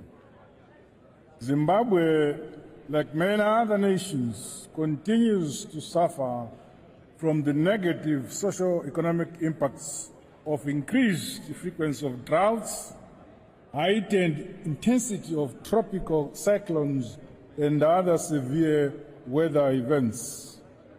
No country can adapt to or mitigate these impacts alone. The ambitious emissions reductions expected from developed countries are urgent and critical to prevent a climate catastrophe. This is critical to ensure that vulnerable communities and workers in traditional industries are not left behind, and that the transition benefits all, while also creating decent green jobs and promoting social and economic stability. The global economic system, the ways we produce and consume, and the resource we use to support economic growth must all undergo drastic changes in order to meaningfully implement the goals of the Paris Agreement. Zimbabwe is walking the talk on its revised, nationally determined contributions. We are offering diverse opportunities for carbon trading in the energy sector through investments in solar, wind, mini hydro, and geothermal power generation. However, the illegal economic sanctions imposed on our country are inadvertently hindering climate action by impeding progress in our quest to address environmental challenges. We reiterate our calls for the immediate and unconditional lifting of these heinous sanctions. Aspects related to sustainable methods for increased agriculture production and productivity remain essential to our ability to feed ourselves. We welcome the first global stocktake at this COP28, which should help us to continuously review, improve, and transparently disclose our climate plans. This COP28 is called upon to persist in the mobilization of resources and adopting clear strategies for achieving the promised 100 billion climate finance. Let us all fulfill our responsibilities and use this gathering as another opportunity to carve out a sustainable future for the generations to come. May history remember us as those who took bold and resolute action to preserve our planet. I thank you.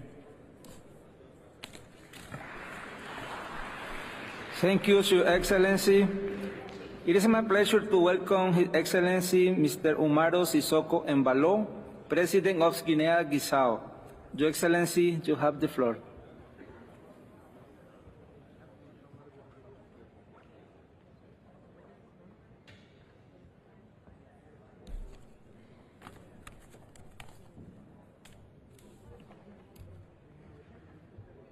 Sr. Dr. Sultan Al-Jaber, presidente de COP28, como muitos países da África Ocidental, a Guiné-Bissau é particularmente vulnerável às alterações climáticas. As nossas comunidades costeiras estão sujeitas à elevação do nível do mar, as nossas safras agrícolas enfrentam condições climáticas cada vez mais imprevisíveis e a nossa biodiversidade está sob constante ameaça e, no entanto, embora vítimas das alterações climáticas, somos também autores ativos na busca de solução. Temos empreendido ações significativas para a implementação da estratégia de gestão sustentável dos nossos recursos naturais, a promoção de energias limpas e renováveis e a adaptação de infraestruturas críticas para resistir aos impactos climáticos. A conservação da biodiversidade é uma prioridade máxima para nós. O nosso país é abençoado com uma rica diversidade de espécies e ecossistemas únicos e estamos empenhados em protegê-los. Para as gerações futuras, acreditamos que a biodiversidade é intrinsecamente ligada à nossa própria resiliência como nação. Esse desiderato consubstanciada se decreta mais de 26% do nosso território como áreas protegidas, ultrapassando a meta de 11 da XI da Convenção das Nações Unidas sobre a Diversidade Biológica. Minhas senhoras e meus senhores, todas essas problemáticas sustentam de que a crise climática é uma ameaça global que requer uma resposta global. Nenhum país deve ser deixado para trás e é fundamental que as nações desenvolvidas cumpram com as suas obrigações financeiras e de assistência técnica para ajudar os países em desenvolvimento a enfrentar os desafios das alterações climáticas. Falando em recursos financeiros, reiteramos a necessidade de fundos novos e adicionais para apoiar a adaptação e a mitigação das alterações climáticas. Nos países em desenvolvimento, esses recursos são cruciais para garantir que possamos implementar as medidas necessárias para enfrentar essa crise. Quanto à questão das perdas e danos climáticos, pedimos uma boa abordagem mais robusta e equitativa. As comunidades mais vulneráveis não podem ser abandonadas a enfrentar sozinhas as consequências devastadoras dos eventos climáticos extremos e catastróficos naturais. Reforçamos o nosso compromisso com o Acordo de Paris e com a construção de um novo regime climático baseado na justiça e na equidade. No entanto, é importante que façamos um balanço global consequente no nosso progresso até agora. O tempo está se esgotando e a ação decisiva é necessária para evitar as piores consequências das alterações climáticas. É nesse espírito que a Guiné-Bissau está empenhado em trabalhar em cooperação com todos os países presentes nessa conferência.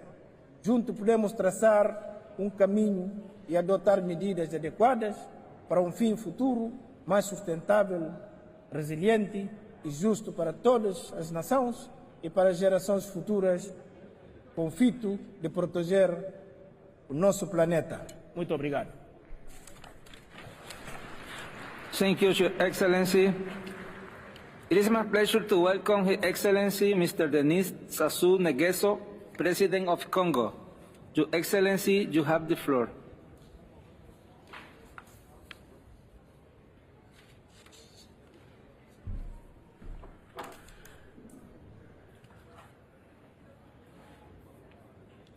Mesdames et Messieurs les chefs d'État et de gouvernement, Monsieur le secrétaire général des Nations Unies, Monsieur le Président de la COP28, Mesdames et Messieurs,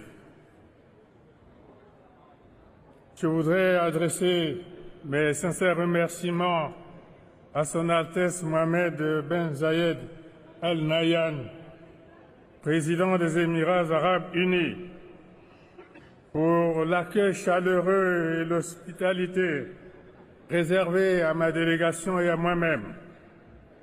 Je saisis cette opportunité pour réaffirmer le ferme engagement et la détermination de mon pays, la République du Congo, à participer activement à l'effort mondial de lutte contre les changements climatiques. Vous me permettrez, avant de poursuivre, de rappeler ce qu'à notre niveau et en tant que président de la Commission climat du bassin du Congo, nous avons parcouru comme chemin depuis plus d'une décennie.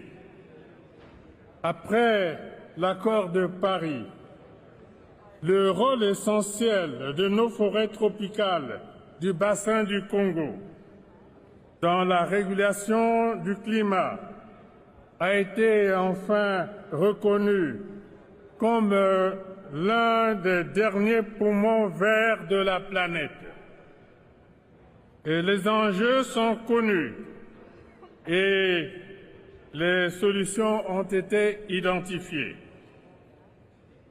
Préoccupés par la recherche de ressources durables pour financer la gestion des écosystèmes forestiers et la préservation de sa biodiversité, nous avons initié l'idée de la création du Fonds bleu pour le bassin du Congo, dans le but de concilier la lutte contre les changements climatiques et le développement économique.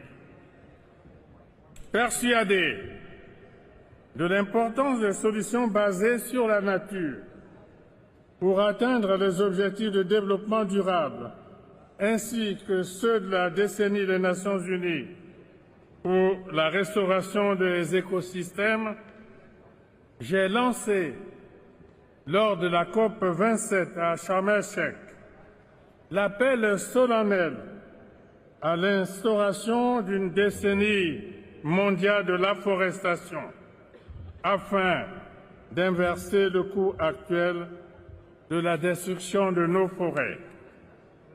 C'est dans ce contexte que, 12 ans après sa première édition, mon pays a abrité en octobre dernier à Brazzaville le deuxième sommet des 3 bassins forestiers tropicaux et de biodiversité, à savoir l'Amazonie, le Bornéo-Mékong, Asie du Sud-Est et le Congo. Mesdames et Messieurs, les défis qui nous attendent sont considérables et ne cessent de croître d'année en année. Certains relèvent de notre propre responsabilité. Il nous revient de redoubler d'ardeur pour préserver ces derniers poumons de la planète et ces trésors de biodiversité que sont nos forêts tropicales. Ainsi, le devoir de solidarité à travers les demandes de compensation financière suite au renoncement volontaire de certains pays à des projets de développement non durable appelle et mérite toute l'attention de la communauté internationale. C'est le juste effort de solidarité et d'équité qui incombe à tous les pays appelés à œuvrer ensemble pour une planète Terre plus sûre, à l'abri des menaces et autres effets néfastes des changements climatiques. Mesdames et Messieurs, Il n'est pas trop tard, il n'est jamais trop tard pour mieux faire.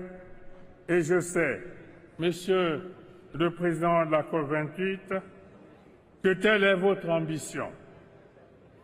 Aussi, tous mes vœux et ceux du peuple congolais vous accompagnent pour que ce rendez-vous planétaire de Dubaï soit celui de la solidarité internationale. Ce combat, nous ne pouvons pas le perdre. N'oublions pas que l'histoire nous jugera sur la façon dont nous l'aurons mené. Je vous remercie. Thank you, Your Excellency. It is my pleasure to welcome His Excellency Mr. Mohamed Sheikh El Ghazazwani, President of Mauritania. Your Excellency, you have the floor.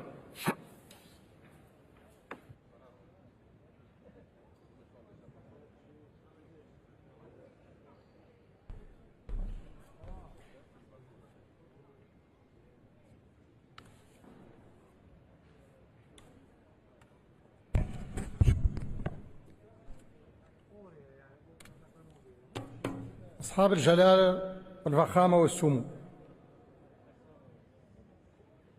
أصحاب المعالي،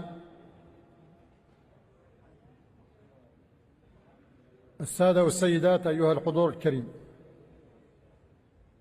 أود ابتداء أن أتقدم بجزيل الشكر لأخي صاحب السمو الشيخ محمد بن زايد آل نهيان رئيس دولة الإمارات العربية المتحدة الشقيقة على حفاوة الاستقبال وكرم الضيافة الأصيل، مهنئا إياه والشعب الإماراتي عموما على الاحتفاء بعيد الاتحاد وعلى استضافة هذه الدورة 28 لقمة دول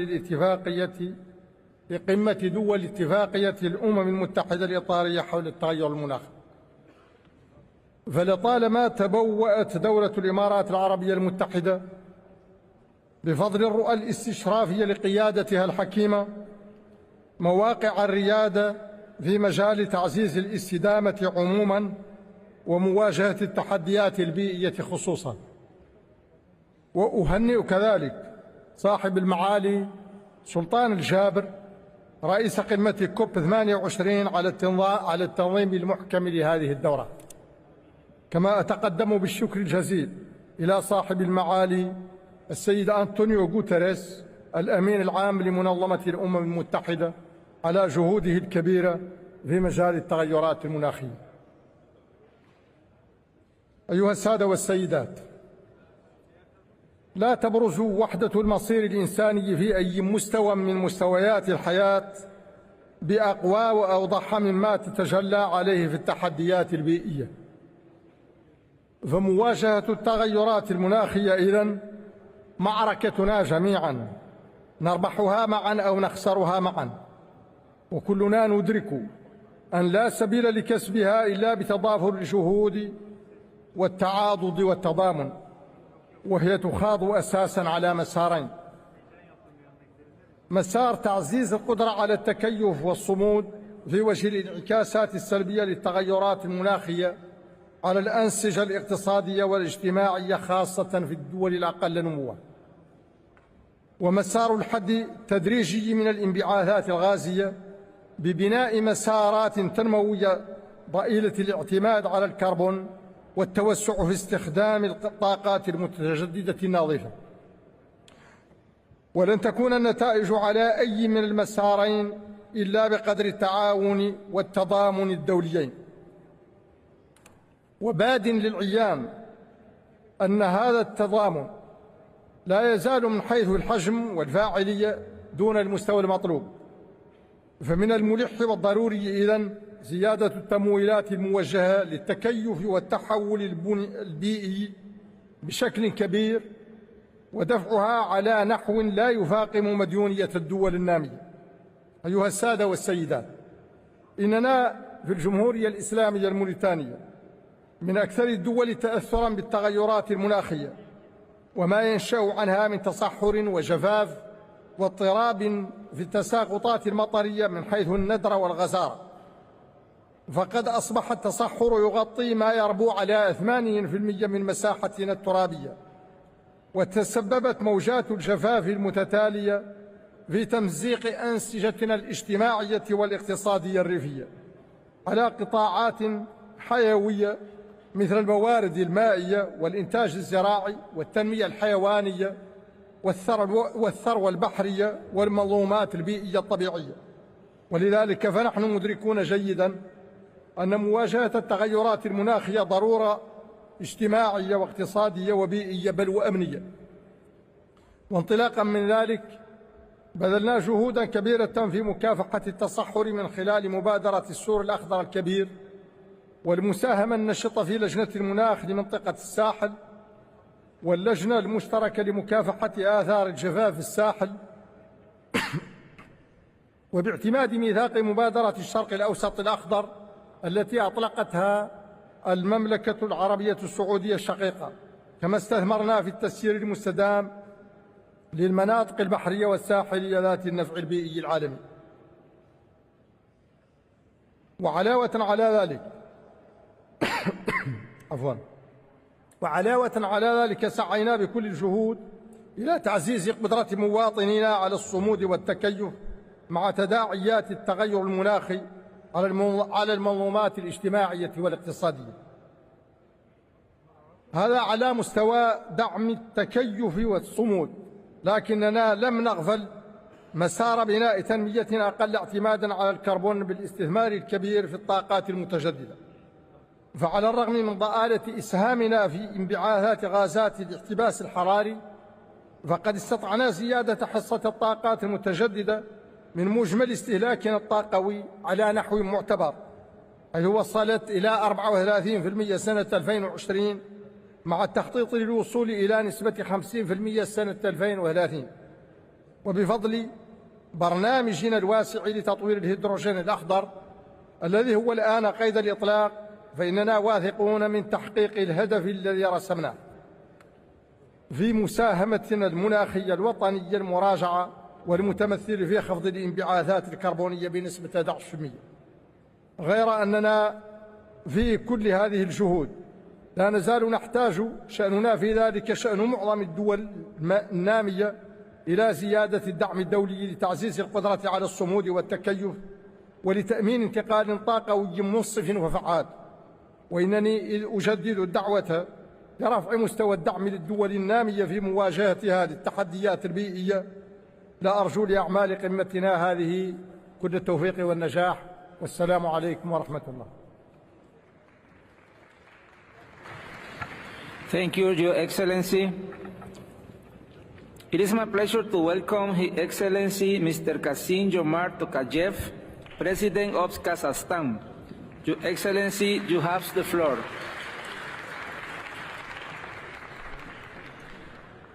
Kazakhstan fully supports the United Nations' urgent call for tangible actions to safeguard our environment for future generations. We were the first country in the region to have ratified the Paris Agreement and adopted a carbon neutrality strategy for 2060. The resulting new environmental code of Kazakhstan will drive comprehensive adaptation of green technology in practically every sector of our national economy. There is extraordinary potential for wind and solar power in my country, as well as for green hydrogen. We will continue to work closely with our partners to unlock it. As the world's leading exporter of uranium, providing 43% of global supply, Kazakhstan plays a crucial role in carbon-free electricity generation on a global scale. Indeed, as the world decarbonizes in the coming decades, critical minerals, including rare earth metals, will become indispensable.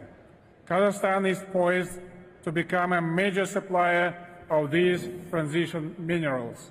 We are also actively supporting private green initiatives. For example, Kazakhstan-based the Plastic Association works on plastic waste-free projects contributing to eco-friendly solutions. Cutting methane emissions is the fastest opportunity we have to immediately slow the rate of global warming. That's why I am pleased to announce today that Kazakhstan has decided to join the Global Methane Pledge. At the same time, we are eager to tackle the enormous challenge of coal in our region by implementing our region's first ever Just Energy Transition Partnership in Kazakhstan. For both of these to succeed, we look to our friends and partners for their concrete support. More widely, we look to the international community to scale up its commitment to greater meaningful climate finance. But finance is just the first hurdle.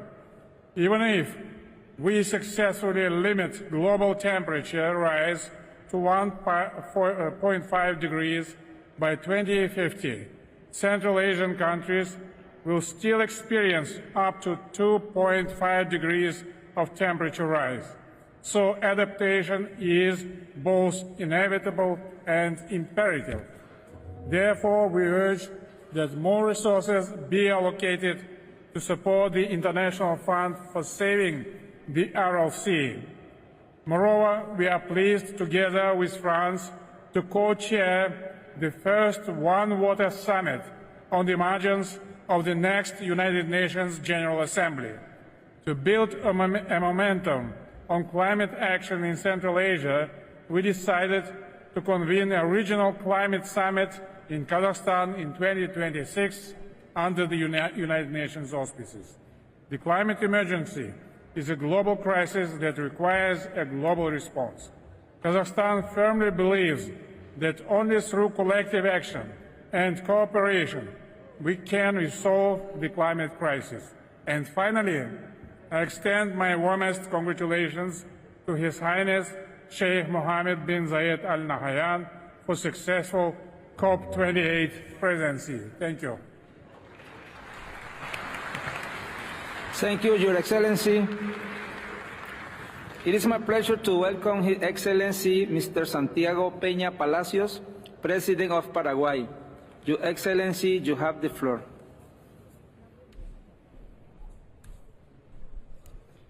Excelencias, me siento honrado de participar de la COP28. Nos reunimos aquí diferentes culturas y tradiciones para definir en conjunto cómo abordar un desafío común, los efectos negativos del cambio climático. Esto demuestra que no es cierto que no pueda existir un diálogo entre tradiciones distintas. Espero sinceramente que aquí en Dubái marquemos un antes y un después en las medidas para reparar el daño aparecido en la tierra y el mar por manos humanas. Dichas medidas de protección al ambiente, empero, deben ser rigurosas y justas. Sobre todo, deben respetar los principios rectores del Acuerdo de París, como el de responsabilidades compartidas pero diferenciadas, teniendo en cuenta las capacidades y condiciones particulares de los Estados, especialmente en aquellos que necesitamos afianzar nuestro desarrollo. En mi país, Paraguay, 100% de la energía es limpia y es renovable. Sí, escucharon bien. 100% de la energía es limpia y es renovable. Albergamos una riqueza biológica única y un sólido potencial como sumidero de carbono. El 44% del territorio nacional cuenta con cobertura forestal y el 15% se encuentra bajo el régimen de áreas silvestres protegidas. El 94% de la superficie sembrada de soja en la región oriental de mi país, de la que somos el sexto mayor productor mundial, está libre de deforestación. Estamos entre los 10 principales exportadores de carne vacuna del mundo, cuya calidad está garantizada por el cumplimiento estricto de los protocolos sanitarios y con alimentación basada en pastura natural. Nuestras emisiones de CO2 son las más bajas de la región latinoamericana, representando solo el 0,1% de las emisiones globales. La cuarta comunicación nacional sobre cambio climático demuestra una reducción del 44% de las emisiones del sector de cambio de uso de la tierra y silvicultura y un 40% de las emisiones de metano en el sector agrícola y ganadero con respecto al año 2010. Dimos nuestros primeros pasos para insertarnos en el mercado voluntario de carbono. El Paraguay es un actor clave para la seguridad alimentaria y energética.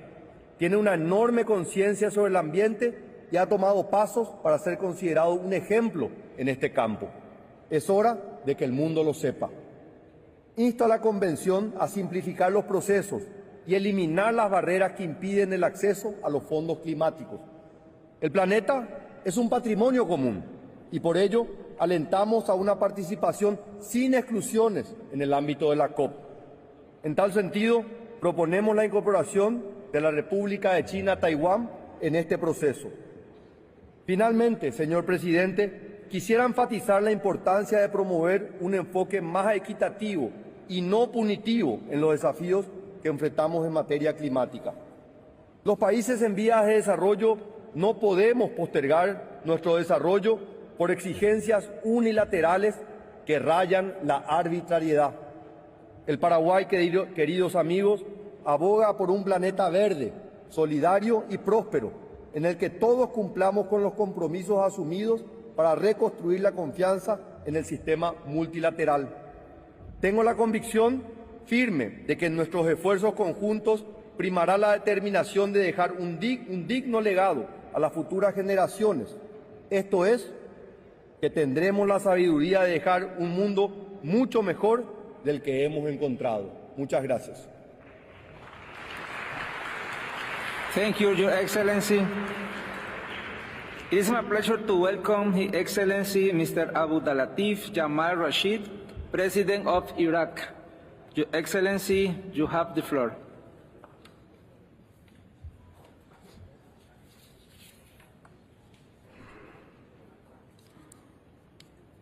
بسم الله الرحمن الرحيم. أصحاب الجلالة والفخامة والسمو والمعالي، السلام عليكم ورحمة الله وبركاته. نتقدم لكم بأطيب التحيات من العراق، بلاد وادي الرافدين، مهد الحضارات البشرية التي قدمت العلم والمعرفة والقانون، فكانت أول أرض شرعت فيها القوانين المقترحة بآثارها الطبيعي المستمد من نهريهما الدجلة والفرات، والذين أصبحوا اليوم مهددين بانحسار والجفاف بفعل تأثيرات عديدة من بينها التغيير المناخي. إن العراق بلد القليل انبعاثات من غازات الاحتباس الحراري، إلا أنه من أكثر بلدان العالم هشاشة تجاه التغييرات المناخية، خصوصا في قطاع المياه والزراعة، إذ يواجه أزمة مائية شديدة الخطورة. فما نعانيه اليوم بفعل تراجع إيراداتنا المائية من دول المنبع وتأثير التغيير المناخي وأساليب الري التقليدية أصبح يهدد إرث الحضارة وحاضرنا ومستقبل أجيالنا القادمة. وخير مثال على ذلك جفاف الأهوار في جنوب العراق المدرجة ضمن لائحة التراث العالمي.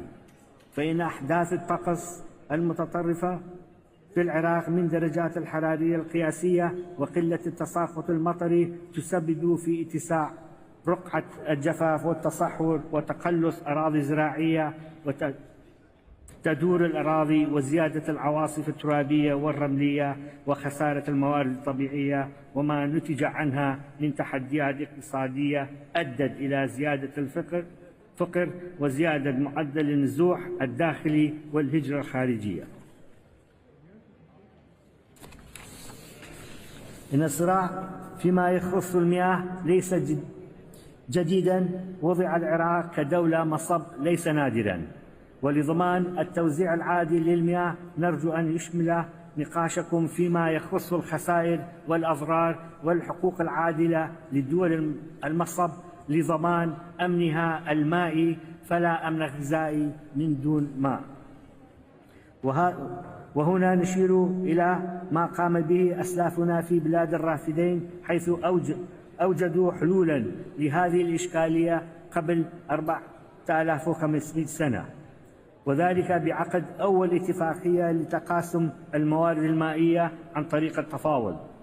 وها نحن اليوم نسعى لذلك على مستوى عالمي من خلال مجموعة من الاتفاقيات، آخرها اتفاقية الحماية والاستخدام المستدام للمياه العابرة، والتي نعمل على اعتمادها وتفعيلها للسرعة الممكنة.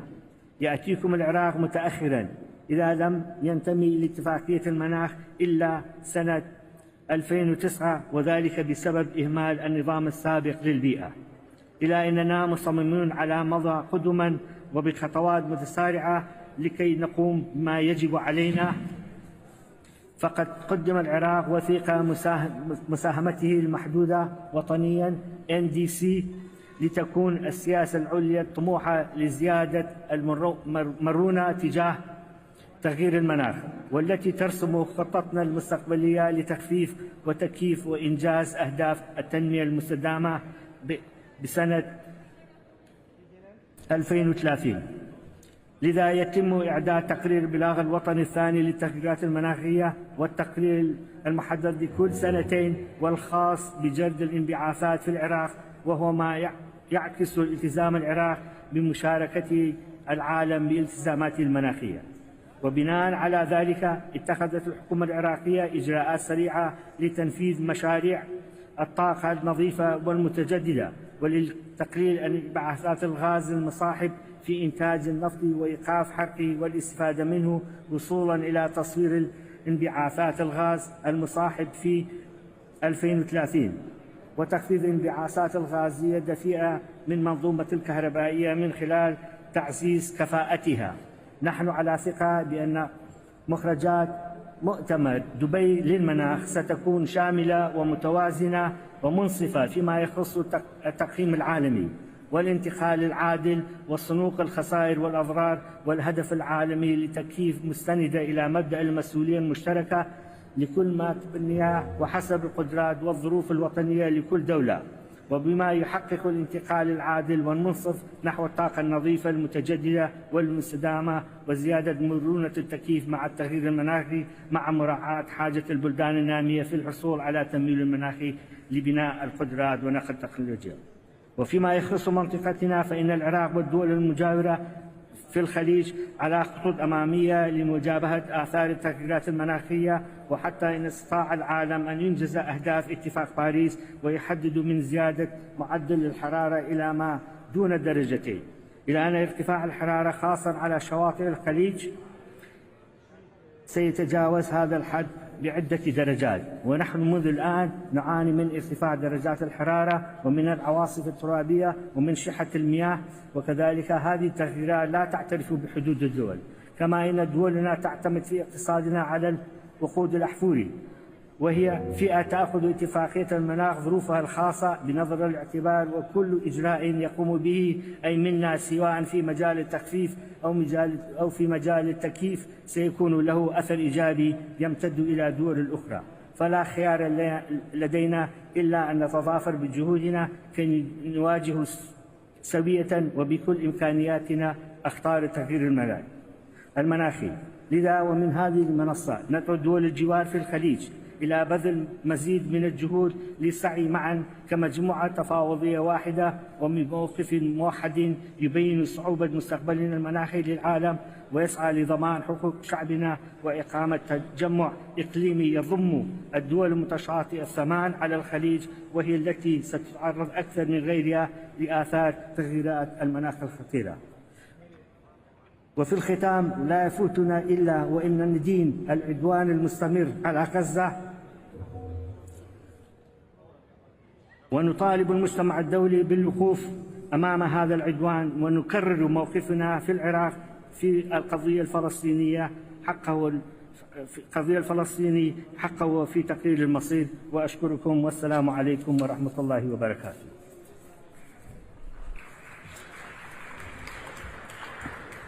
Thank you, Your Excellency. It is my pleasure to welcome His Excellency Mr. Alexander Vučić, President of Serbia, Your Excellency, you have the floor.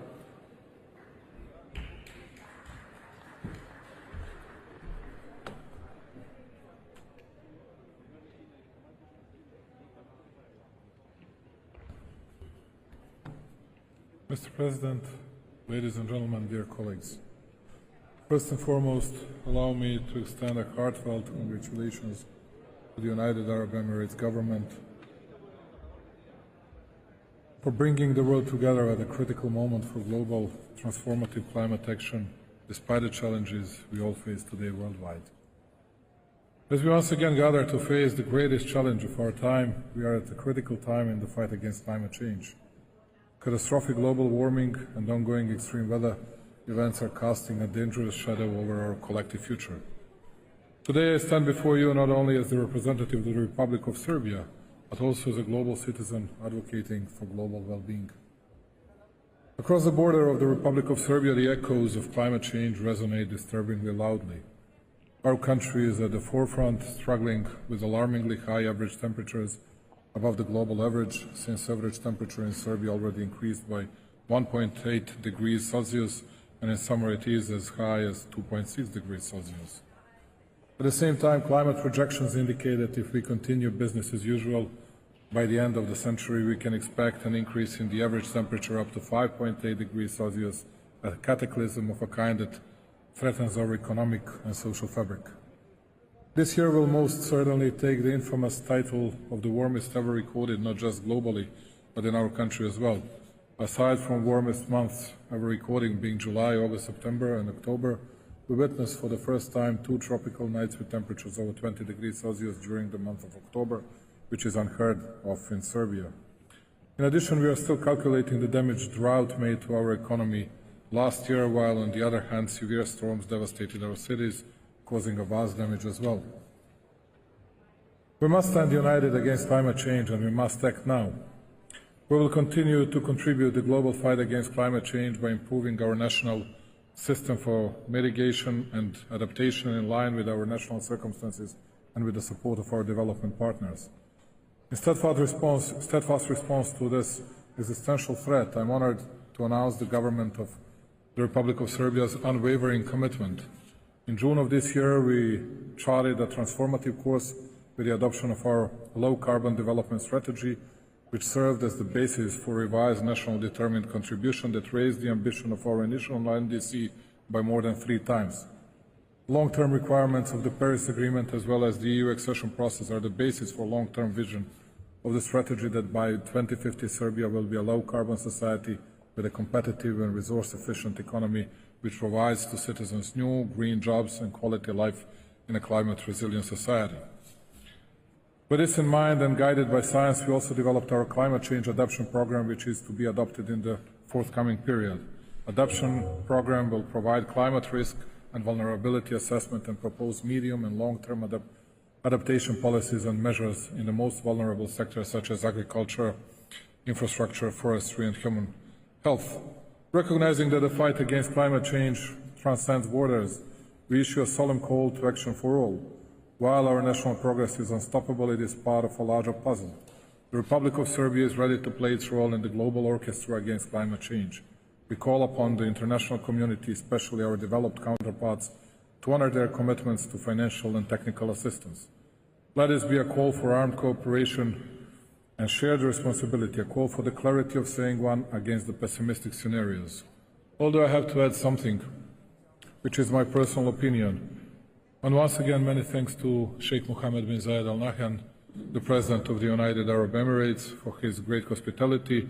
Just would like to say that we all gathered here because of a terribly difficult problem that we are facing with, which is climate change. But how are we going to resolve this issue if we are not able to resolve all the geopolitical problems we are facing with today? There are many wars throughout the world that we haven't been able to stop in the recent period. And moreover, I'm afraid that we won't be able to do so. If we were not capable of delivering results in this, how we can be so sure, how we can be so certain that we'll deliver the very best results, the very proper results on climate change issues as well. And just to add to that, I believe that bringing us all back to the real principles of the Organization of the United Nations that we established after the Second World War, because we have to act in accordance, in adherence with rules, regulations that were accepted by most of the members of the international community, by most or by all the states of international community. It has to happen, otherwise we'll always face arbitration, different approaches, and we'll never deliver better results even on this. You cannot have different approaches towards territorial integrities of some countries, and we as Serbia know this better than anyone else dare to say. And on the other hand, I heard today a phrase, as we come together, as we come together, as we come together. Let us find a common denominator which will find a way, find a path to resolve firstly the biggest geopolitical issues, and then to tackle in a very proper way an issue of climate changes, which is becoming one of the most important. Thank you once again. Thank you, Your Excellency. It is my pleasure to welcome His Excellency Mr. Wawel John Charles Rankalawan, President of Seychelles. Your Excellency, you have the floor.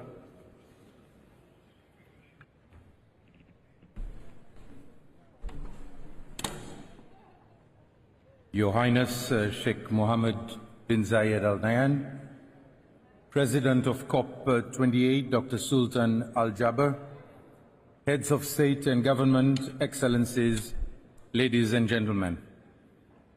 I would like to express my gratitude to His Highness Sheikh Mohammed bin Zayed Al Nahyan and to the people of the United Arab Emirates for the warm welcome and hospitality extended to my delegation and myself. I take this opportunity to congratulate you on the organization of COP28 and wish you prosperity as you celebrate your 52nd National Day. The collective efforts to foster cooperation in response to the most pressing issue of our time are indeed commendable. I am honored, therefore, to address this esteemed assembly on behalf of the people of Seychelles. In our shared pursuit of a sustainable future, the urgency of our deliberations here in Dubai cannot be overstated. As parties to the Convention, we committed to deliver on commitments such as the USD 100 billion promise, scaling up adaptation finance, new collective quantified goal on finance, and most recently, the Loss and Damage Fund. We are yet at another COP, and I am disheartened to state that most of these commitments are yet to be fulfilled, despite the urgency required to address the climate crisis. As leaders, I call for your unwavering shift in political will that will translate into concrete actions so as to confine global temperature rise within the critical threshold of 1.5 degrees Celsius. Excellencies, ladies and gentlemen, small island developing states are on the front line of climate change, facing rising sea levels, coastal erosion, increased frequency of extreme weather events, and the loss of vital ecosystems. Whether we are high income, low income, or among the least developed countries, our specificities are the same, and what the industrialized nations emit have a direct impact on our coastlines and livelihoods. We are simply islands floating in the ocean, and therefore we must be treated as a unique and separate category when it comes to assisting us. I call on SEEDS to unite and support each other. As I speak, my country is experiencing devastating impacts of climate change, specifically damage to the coastline and critical coastal infrastructure caused by higher tides, frequent storm surges, and heavy rainfall. Coupled with other impacts, these are endangering the livelihoods of my people and our islands.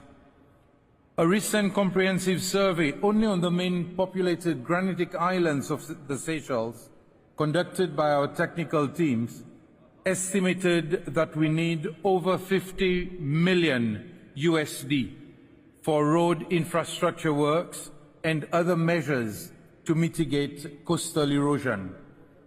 Our updated NDC highlighted a further 600 million USD will be required over the next 10 years for both mitigation and adaptation sector, translating to 5% of GDP annually or 10% of the annual budget.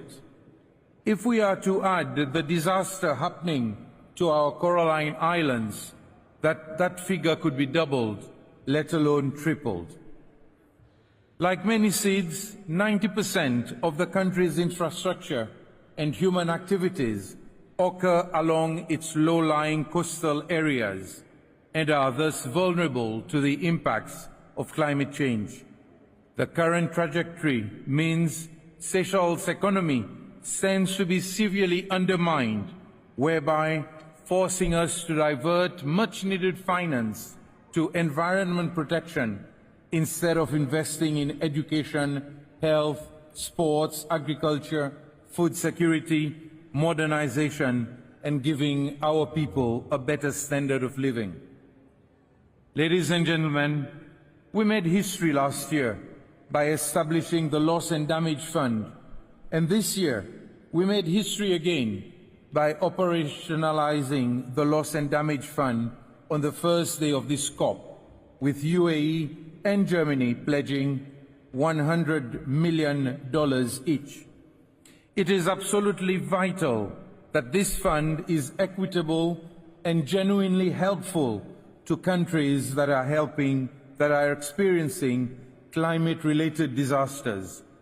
It should be inclusive enough without limiting access to finance, especially for high-income seeds like Seychelles.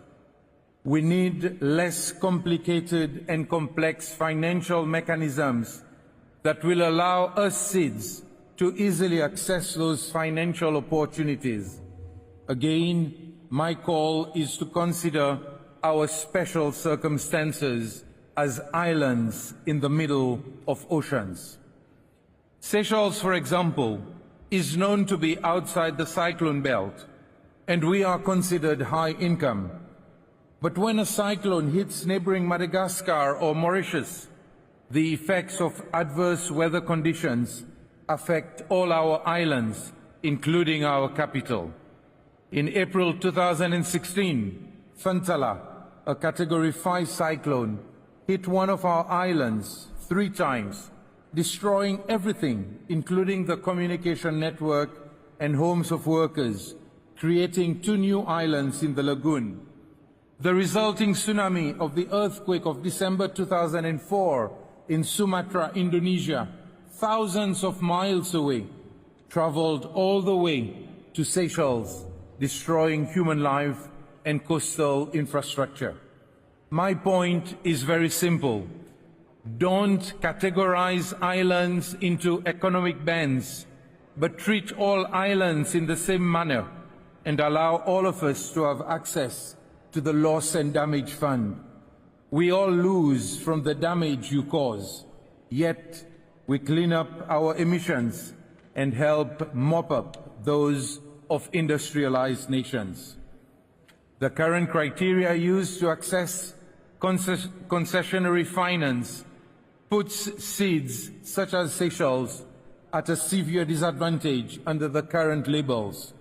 There is an urgent need to reform the multilateral international financial institutions to address the restrictive conditionalities.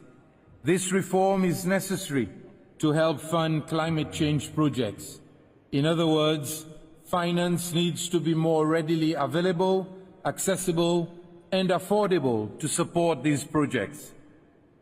As the current chair of SEEDSDOC and the African Island States Climate Commission, my plea to COP28 is for the developed world and the multilateral international financial institutions to have a fresh look at the seeds, which in fact are large oceanic states, and to take into account our respective particularities.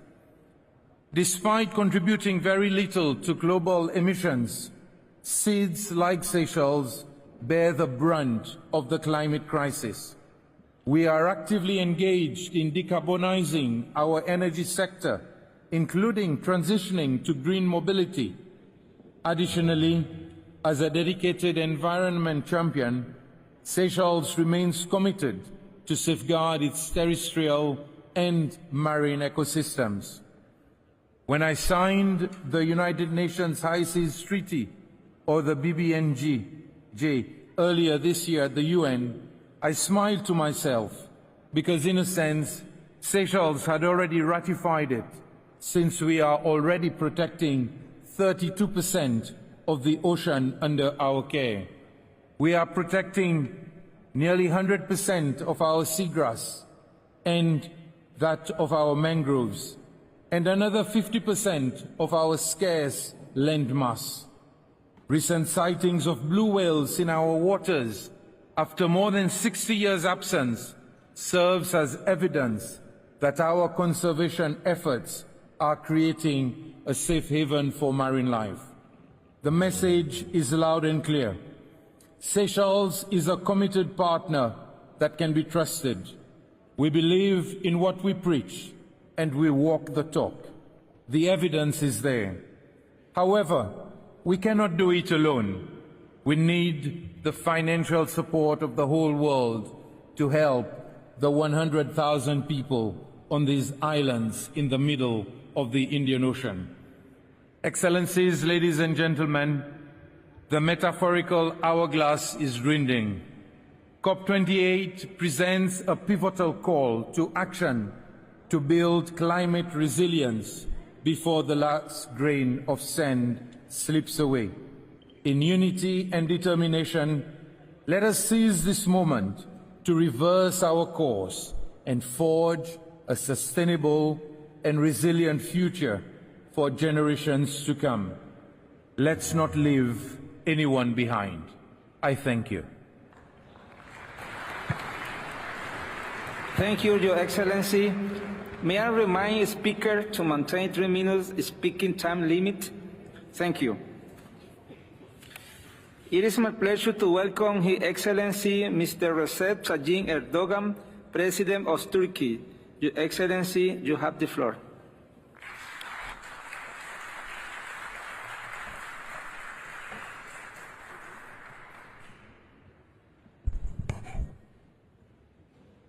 Saygıdeğer devlet ve hükümet başkanları, Sayın Genel Sekreter, sizleri şahsım ve milletim adına en kalbi duygularımla selamlıyorum. Zirve toplantımızın hayırlara vesile olmasını diliyorum. Samimi misafirperverlikleri için emirlik makamlarına teşekkür ediyorum. Dünyamız koronavirüs salgını ve Ukrayna-Rusya savaşının ardından şimdi de Gazze'deki katliamların acı sonuçlarıyla karşı karşıya bulunuyor. Türkiye tüm bu krizlerde barışın yanında olmuş, adalet ve hakkaniyet temelinde çözüm için çalışmıştır. İklim değişikliğine de bu perspektiften yaklaşıyoruz. Sera gazı emisyonunda tarihi sorumluluğumuz %1'in altında olmasına rağmen kendi imkanlarımızı kullanarak çok önemli adımlar atıyoruz. 2053 yılı itibariyle net sıfır emisyon hedefini gerçekleştirmeyi öngörüyoruz. 2030 senesine kadar emisyon azaltım hedefimizi 2 katına çıkardık. Bu kapsamda yıl sonu itibariyle ise 66,6 milyon ton karbondioksit emisyon azaltımı bekliyoruz. Toplam kurulu güç içerisinde yenilenebilir enerji kaynaklarının payını %55'e yükselttik. Bu oranla Avrupa'da 5. dünyada ise 12. sırada yer alıyoruz. Jeotermal kurulu gücünde Avrupa'da 1. dünyada 4.'yüz. Hidroelektrik santrali kurulu gücünde ise Avrupa'da 2. dünyada 9. sıradayız. Hidrojen teknolojileri stratejimizi uygulamaya aldık. Ayrıca net sıfır emisyon hedefi bağlamında çelik, alüminyum, çimento ve gübre sektörleri karbonsuzlaşma yol haritamızı tamamladık. 2053'te yenilenebilir enerjinin payını %69'a çıkarmayı planlıyoruz. Eşimin himayesinde başlatılan sıfır atık projesiyle atıkların geri kazanım oranını 2035 yılında %60'a taşıyacağız. Tüm bu çalışmaların maliyetinin yüksekliği hepimizin malumudur. İklim finansmanı kaynaklarına ve teknoloji transferi imkanlarına daha adil şekilde erişebilmemiz bu bakımdan büyük önem arz ediyor. 6 Şubat'ta yaşadığımız deprem felaketine rağmen ne ekonomide ne de iklim değişikliğiyle mücadeledeki hedeflerimizden hiçbir zaman kopmadık. 14 milyon insanımızı ve 11 ilimizi olumsuz etkileyen depremlerin yol açtığı yaraları hamdolsun hızla sarıyoruz. Şehirlerimizin yeniden inşasında da çevreyi korumak, iklim ve çevre dostu yapılar inşa etmek önceliklerimizin başında yer almaktadır. Değerli dostlar, iklim kriziyle ilgili görüşlerimizi paylaşırken hemen yanı başımızda Filistin topraklarında yaşanan insani krize değinmeden geçemeyiz. İsrail saldırıları sonucu çoğunluğu çocuk ve kadın 16 bini aşkın Filistinli masum sivilin hayatını kaybetmesi hiçbir şekilde meşru gösterilemez. Gazze'de yaşananlar insanlık suçudur, savaş suçudur ve bu suçu işleyenlerden uluslararası hukuk önünde mutlaka hesap sorulmalıdır. Son gelişmelerle birlikte 1967 sınırları temelinde başkenti Doğu Kudüs olan bağımsız, egemen ve toprak bütünlüğüne haiz bir Filistin devletinin kurulmasının ehemmiyetini hep birlikte tekrar gördük. Türkiye olarak bunun tesis ve temini noktasında her türlü sorumluluğu almaya hazırız. Dünya 5'ten büyüktür ve daha adil bir dünya mümkündür şiarımızı burada tekrar vurgulamak istiyorum. Bu düşüncelerle sözlerime son verirken kıymetli kardeşlerim Devlet Başkanı Sayın Muhammed bin Zayed ve Devlet Başkan Yardımcısı Dubai Emiri Muhammed El Maktum başta olmak üzere zirvemizin düzenlenmesinde emeği geçen herkese teşekkürlerimi sunuyorum. Hükümetler Arası İklim Değişikliği Paneli'nin 60. oturumunu Ocak ayında İstanbul'da gerçekleştireceğiz. Ayrıca 2026 yılında düzenlenecek Birleşmiş Milletler İklim Değişikliği 31. Taraflar Konferansı'na ev sahipliği içinde adaylığımızı açıkladık. Siz değerli dostlarımın bu kapsamda gereken desteği vereceğinizden şüphe duymuyorum. Sizleri en derin saygıyla, sevgiyle selamlıyorum. Kalın sağlıcakla.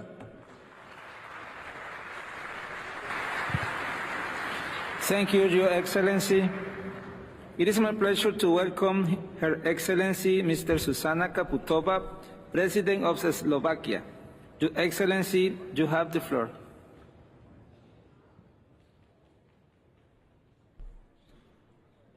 Mr. President, Excellencies, ladies and gentlemen, the findings of the global stocktake are clear. Humanity is marching towards the precipice. How many more climate fora do we need to avoid a free fall into it? The number of weather-related disasters almost tripled in the past 4 decades.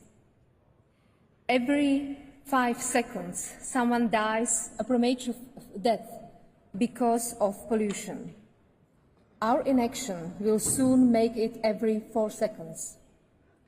88% of the existing disease as a result of climate change occurs in children under 5 years of age. How much more do we want to harm the future generations? Excellencies, decisions which can avoid the current deadly course are ours to take. The solutions are right in front of us, visible, effective, and low-cost options are already available to mitigate the climate crisis impact. We have the technologies, resources, and skills needed. Let's use them. Our efforts must be ambitious, collective, and universal. The science is clear. Our emissions must peak before 2025. Slovakia will do its fair share. Our emissions have peaked already. By 2030, they will be 55% less than in 1990. In the next 7 years, we will invest 5% of our GDP from public sources to decarbonize our economy and society.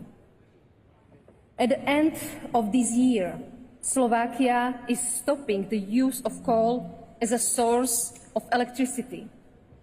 In 3 years, we will phase it out from heat generation. By 2030, we plan to reach 29% of renewables share in our electricity production. 85% of our electricity is already made with zero emissions. We commit to increase this to 90% by 2025. Slovakia is endorsing the Global Renewables and Energy Efficiency Pledge. Since 2015, Slovakia's green finance has grown almost fivefold, including in greener ODA and our contribution to Green Climate Fund. The Loss and Damage Fund should help support the most vulnerable, and all big emitters and economies must step in and step up. Excellencies, let's make this COP the first one, where the benefits of our concrete commitments exceed our excuses and the carbon footprint of the planes we arrived on. Thank you.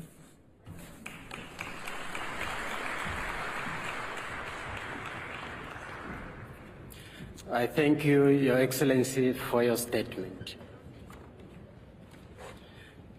It is now my pleasure to welcome His Excellency Mr. Felipe Jacinto Nyusi, President of Mozambique.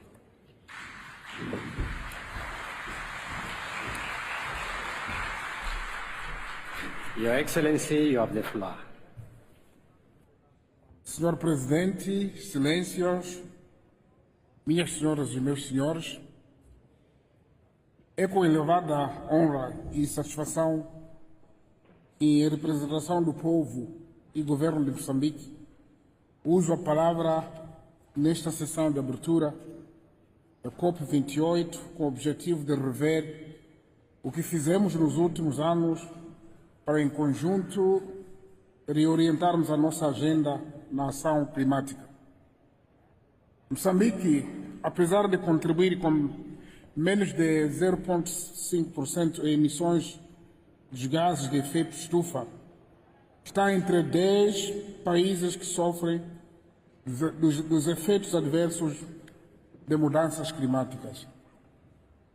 As intempéries registradas de janeiro a março deste ano, que inclui o ciclone Fred, o mais duradouro, causou morte de 306 pessoas, afetou cerca de 1,3 milhões de pessoas e destruiu diversas infraestruturas econômicas, sociais e produtivas. Neste contexto, nós apoiamos iniciativas inovadoras de financiamento como de conversão da dívida pela ação climática e acesso ao financiamento concessional aos países em desenvolvimento.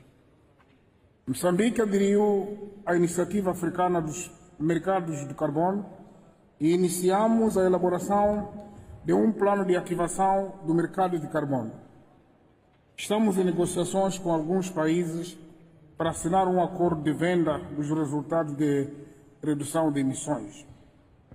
Considerando o potencial que Moçambique tem a gerar créditos de carbono, principalmente nos setores florestal, agrícola, de energias renováveis, bem como na economia azul, adotamos uma regulamentação nacional para projetos de rede mais e em 2018 fomos o primeiro país a receber benefícios com a certificação de 1,9 milhão de créditos de carbono.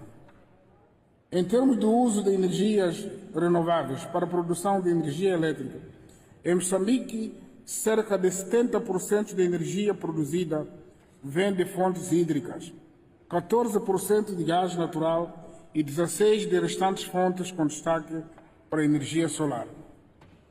Sendo esta a primeira COP, após o Acordo de Paris, a fazer balanço global da situação em termos de mitigação das mudanças climáticas, aproveitamos a oportunidade para instar as partes a honrarem os compromissos assumidos de apoiar os países que pouco contribuem às emissões de gases de efeito estufa, mas possuem recursos domésticos limitados para financiar a ação climática.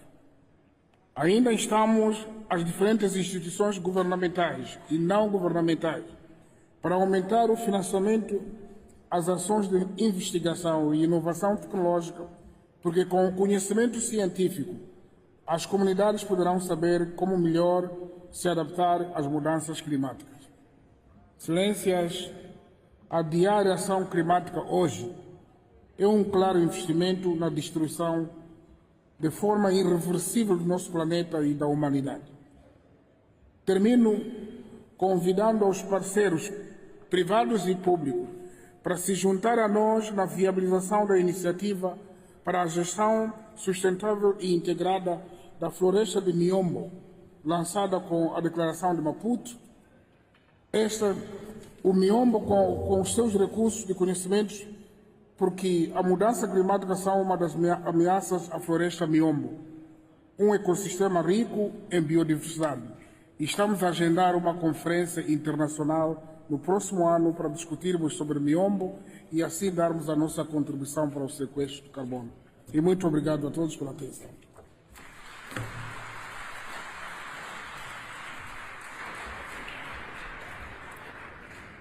Thank you, Your Excellency.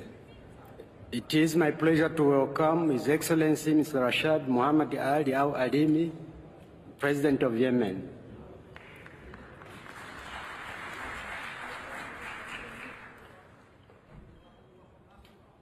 Your Excellency, you have the floor. بسم الله الرحمن الرحيم. صاحب السمو الشيخ محمد بن زايد رئيس دولة الإمارات العربية المتحدة، أصحاب الجلالة والفخامة والسمو رؤساء الدول والحكومات، السيد أنطونيو غوتريش أمين عام الأمم المتحدة، السيد رئيس المؤتمر، الحضور جميعا.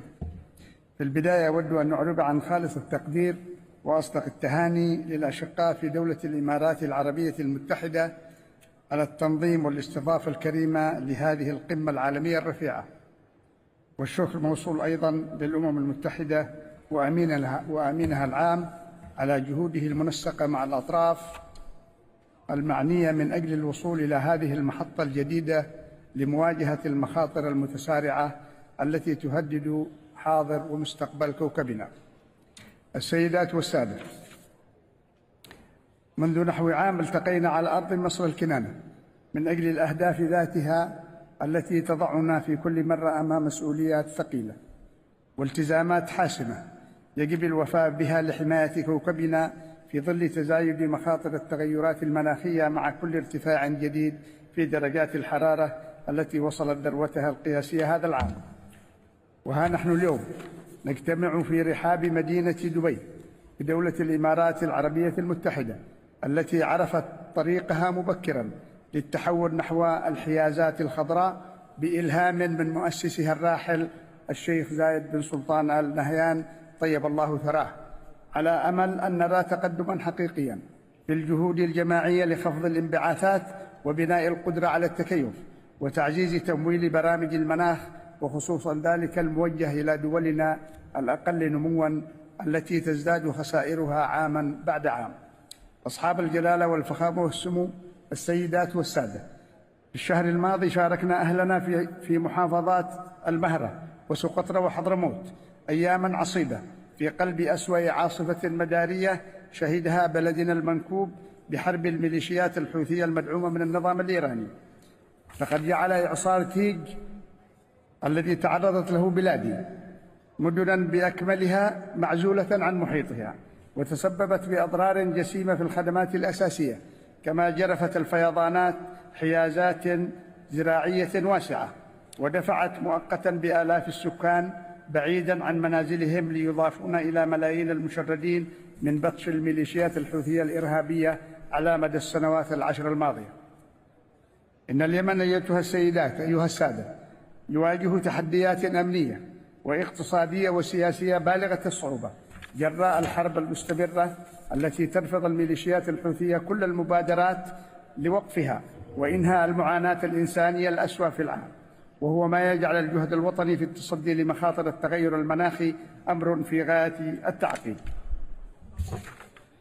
وفي بلادنا ساهمت الحاجة للكهرباء في ظل ظروف الحرب القاهرة إلى إطلاق جهد مجتمعي واسع للتحول نحو الطاقة الشمسية التي قد تصل قدرتها التراكمية إلى نحو 400 ميجاوات على مستوى البلاد.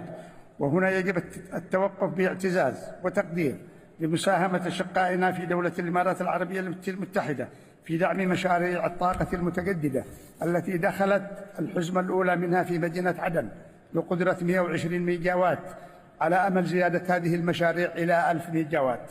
كما أننا نخطط لزراعة 1,000,000 شجرة سدر في 10 محافظات ضمن مبادرة الأمير محمد بن سلمان للشرق الأوسط الأخضر.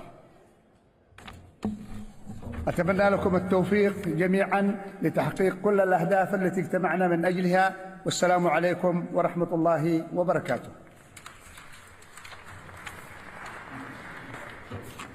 I thank you, Your Excellency, for your statement.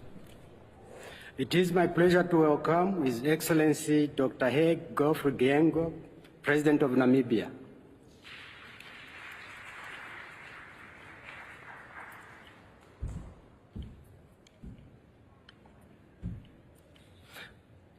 Your Excellency, you have the floor. Thank you. Your Excellency, President, United Arab Emirates, allow me to extend sincere gratitude to His Highness, President Naham, the people of the UAR, for graciously hosting the 28th United Nations Conference of Parties. I wish to commend the visionary efforts of the UAE government in championing sustainable development and environmental protection. The sixth report of the Intergovernmental Panel on Climate Changes identifies Namibia as one of the most vulnerable nations in sub-Saharan Africa, with rising temperatures, increased evaporation, and rainfall variability posing significant challenges. Therefore, for a drought-prone country like Namibia, climate change stands as a formidable obstacle to achieving the Sustainable Development Goals. The estimated cost for implementing our nationally determined contributions is $15 billion by 2030, with 90% of it contingent on financial support from the multilateral financing windows under UNFCCC. Namibia has established a world-class blended finance infrastructure fund that is ready to receive climate financing today to facilitate necessary action we need. Our national adaptation plan is enhanced by the announcement Namibia made 3 years ago during the 75th General Assembly, boldly signaling our intention to leverage innovative financial tools to mobilize sustainable climate financing to combat climate change. 1 year later in Glasgow, Scotland, on the margins of COP26, we announced the development of large-scale green hydrogen projects that will provide the world of the clean molecules needed to decarbonize hard-to-abate sectors. Today, as part of our efforts to build green industrial clusters in Namibia, we are developing more than 9 hydrogen projects. To do so successfully, we must deploy more than $20 billion to give future generations a fighting chance against a warming climate. Ladies and gentlemen, as we enter the inauguration global stock stage, Namibia emphasizes that the process should help us to identify gaps in financial support needed, the support that was provided so far since the adoption of the Paris Conference in 2015 to date. Finally, COP28 provides a platform for nations to strengthen partnerships, share knowledge, and collectively tackle the global challenges posed by climate change. Solidarity, equity, and cooperation are essential if we are serious about fixing climate finance and placing livelihood at the heart of climate action. Let us seize this moment at COP28 to avert a climate catastrophe. Let us seize this moment by taking bold decisions that will protect our planet for generations to come. No more conferences, but only implementation. I thank you.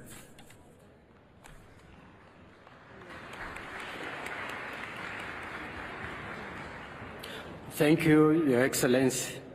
It is my pleasure to welcome His Excellency Mr. Nikos Christodoulides, President of Cyprus.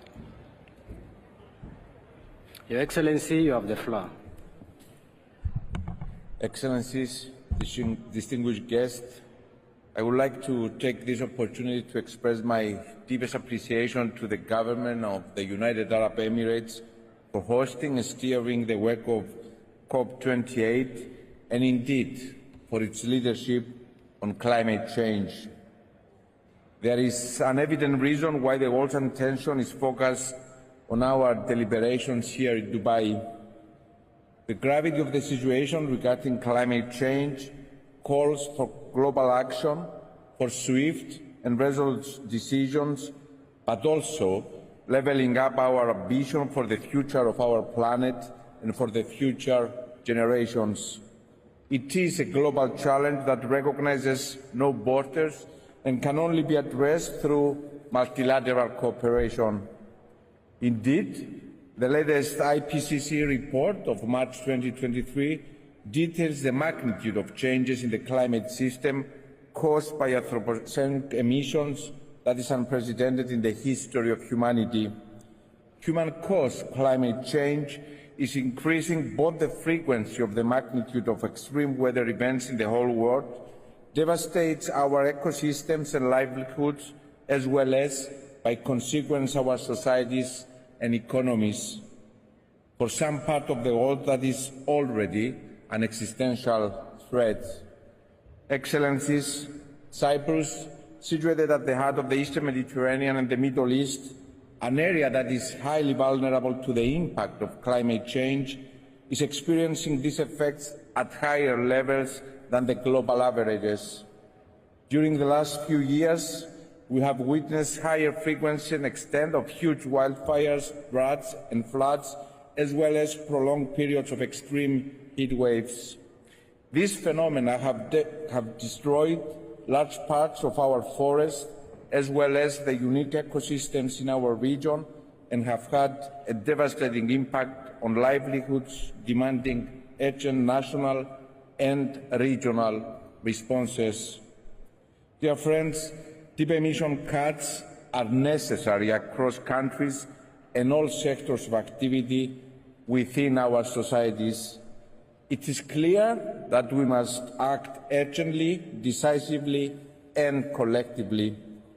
One example of collective regional action is Eastern Mediterranean and the Middle East Climate Change Initiative, initiated by Cyprus in 2019 in the context of recognizing the need for regional synergies to combat and mitigate the impact of climate change in our region, in full line with the goals of the Paris Agreement. Last year, in Sharm el-Sheikh, the heads of state and governments of countries belonging to the initiative adopted a political declaration as well as the regional action plan. Currently, we are in the process of moving forward with its implementation. We initiated a dialogue and stock-taking with the countries that are part of this initiative to jointly undertake and move forward specific projects and actions to promote climate change mitigation and adaptation. Furthermore, firmly believing in the necessity for regional and transnational cooperation, the Republic of Cyprus will host in 2024 the first Commonwealth ministerial meeting on the sustainable use of the ocean. The meeting is to establish the principles, priorities and actions that will govern the future Commonwealth Ocean Declaration. Your Excellencies, global ambition must also substantially increase in line with the Paris Agreement to keep the 1.5 degrees Celsius objective within reach. With this in mind, we need to successfully conclude the first global stocktake with a determined and forward-looking outcome, crystallizing pathways and opportunities for a climate resilient and sustainable development. Ladies and gentlemen, in closing, I would like to acknowledge the importance of youth, of the generations that will come after us. These voices are speaking up loud and clear and expect us to deliver to them a future of hope. Let us heed that call, let us walk the path to climate neutrality, and let us come together to build resilient, sustainable and green businesses, communities and countries of the future. Thank you very much.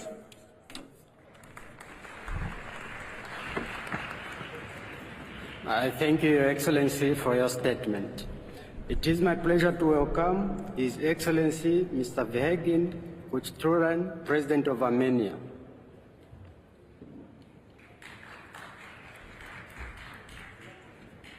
Your Excellency, you have the floor.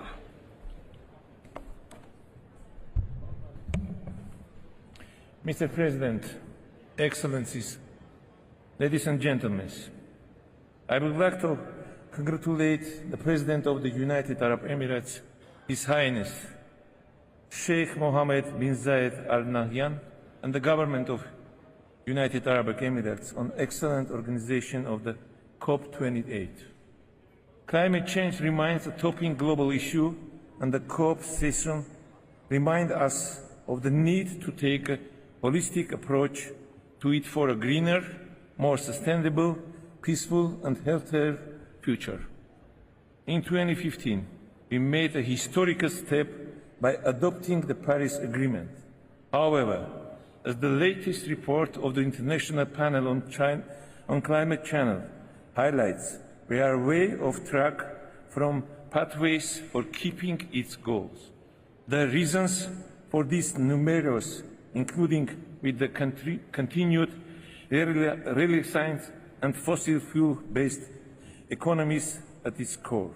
It is clear that we cannot continue down the path of excessive and insustainable exploration of hydrocarbons for energy production. Pacing down the demand for supply of fossil fuels is an imperative. We need to build an energy system which are more carbon neutral and less fossil fuel related to meet our ambitions for climate change mitigation. The solutions are there. We need to accelerate science and build on the positive developments of the last decade by doubling and tripling the use of renewable energy sources. For that end, we need sufficient climate financing, with the loss and damage fund being a cornerstone. Dear attendees, as a mountains developing country, Armenia is facing many challenges in this area. World Bank projections for Armenia indicate warming at levels significantly above the global average of up to 4.7 degrees by the 2090s. Under the highest emissions pathway, this places Armenia among the most vulnerable countries in the Eastern European and Central Asia. Mr. President, despite the serious humanitarian challenges and external security threats, Armenia takes proactive measures to fulfill our Paris Agreement promises, employing both conventional and innovative solutions that involve all segments of the society. In 2021, Armenia declared its post-2020 climate actions, an NDC with a 14% greenhouse reduction target by 2030. Recently, we developed long-term low-emission development strategies to guide us toward carbon neutrality. Our climate ambitions are largely increased in the carbon-neutral energy transition. By 2030, we aim for a 15% of share of solar energy in our total energy production. Armenia firmly believes that the attainment of our climate commitments can be achieved with long-term and sustainable use of nuclear power as a carbon-neutral source of energy, and we appreciate of efforts of the International Atomic Energy Agency in this regard.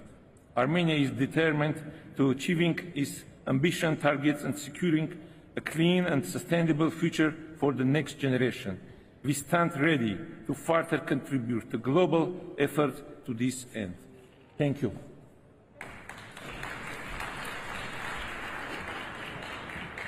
I thank you, Your Excellency, for your statement. It is my pleasure to welcome His Excellency Dr. Muhammad Ifan Ali, President of Guyana. Your Excellency, you have the floor. Thank you very much. Ladies and gentlemen, I have not come here to restate the climate challenges the world faces. Instead, I want to urge us all to reflect on how we can meet these challenges. Because too often, the climate debate is dominated by some who are stuck in the past, who deploy outrage and anger as their only tools. But the landscape has shifted. If we want to achieve a just, affordable transition to meet the goals of the Paris Agreement, we need everybody at the table who has a solution to propose. And we need to recognize that climate action cannot be to the detriment of the world's developing countries and poorest people. COP28 will not achieve the desired objectives of definitively putting our planet on a net zero trajectory if we continue to address this matter in a doctrinarian way, ignoring the current realities. Given the growth in demand for energy, a significant part of that demand will come from the many in the developing world who continue to live in energy poverty. It is also a fact that renewables will not meet the growth of demand in the near future. If the debate of COP28 is framed by two camps, one calling for no cuts in fossil fuel production, including the most polluting form such as coal, and the other saying that the only solution to net zero is an end to fossil fuel production, then we will fail once again to achieve a viable outcome and not to give our world the energy it needs to grow and prosper. I believe that net zero by 2050 as a target can only be achieved by a combination of measures that include a reduction in the fossil fuel production and the removal of large polluters out of the supply chain. And we reiterate our call for the removal of subsidies, incentivizing the introduction of renewables at scale, addressing the demand for energy, upscaling technology, for example, carbon capture and storage, and reduction in deforestation and land degradation through incentives and incentivizing the protection and sustainable management of forests. Against this reality, Guyana underscores the need for us to collectively reset global relationships and imbue them with enhanced trust and solidarity. Only in doing so, we can aspire to confront the most pressing challenges of our era: climate change, conflicts, the energy and food crisis, and achieving sustainable development.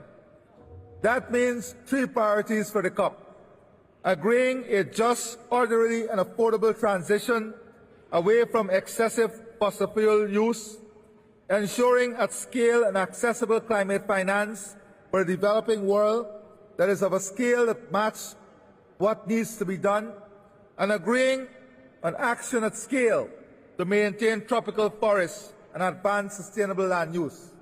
Specifically, on tropical forests, the COP must finally turn the promise of climate action into reality. Halting and reversing forest loss globally by 2030 is potentially 1/3 of the available solution to keep 1.5 degrees in reach. Finance is key, and Guyana is pleased to co-chair the Carbon Markets Working Group of the Forest and Climate Leadership Partnership, consisting of 30 countries. Along with our partners in the SCLP, we will be working to build high-quality carbon markets so that forest communities and countries can prosper while keeping nature intact. In Guyana, back in 2008, we were the first developing country to produce a low-carbon development strategy, or LCDS. We maintain one of the world's most intact tropical forests, have one of the world's lowest deforestation rates, and store more than 19.5 gigatons of carbon dioxide, equivalent in that forest. We are a carbon net positive country and aim to stay there. We accept the responsibilities that come with being a new oil producer. Our economy will grow more than 3-fold while keeping energy-related emissions flat. We are building an ecosystem service economy with forest carbon markets generating 4.5% of government income this year alone. Forest carbon markets are also creating revenue for more than 500 LCDS projects across indigenous and other communities, and funding one of Guyana's biggest ever investment in adaptation. So to conclude, Guyana will continue to be a world leader in aligning food security, energy security, and climate security. We stand in solidarity with everyone who is working to create a better future, especially in developing countries. And we will always put practical solutions before abstract theories so that we can play our part in finally bringing climate stability within reach. I thank you.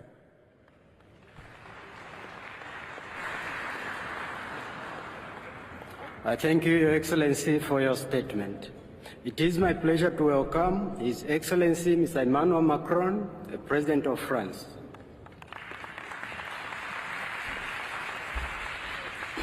Your Excellency, you have the floor. Merci beaucoup, Monsieur le Président. Merci, Mesdames et Messieurs, chefs d'État, de gouvernement, Mesdames, Messieurs les ministres, Mesdames, Messieurs les ambassadeurs.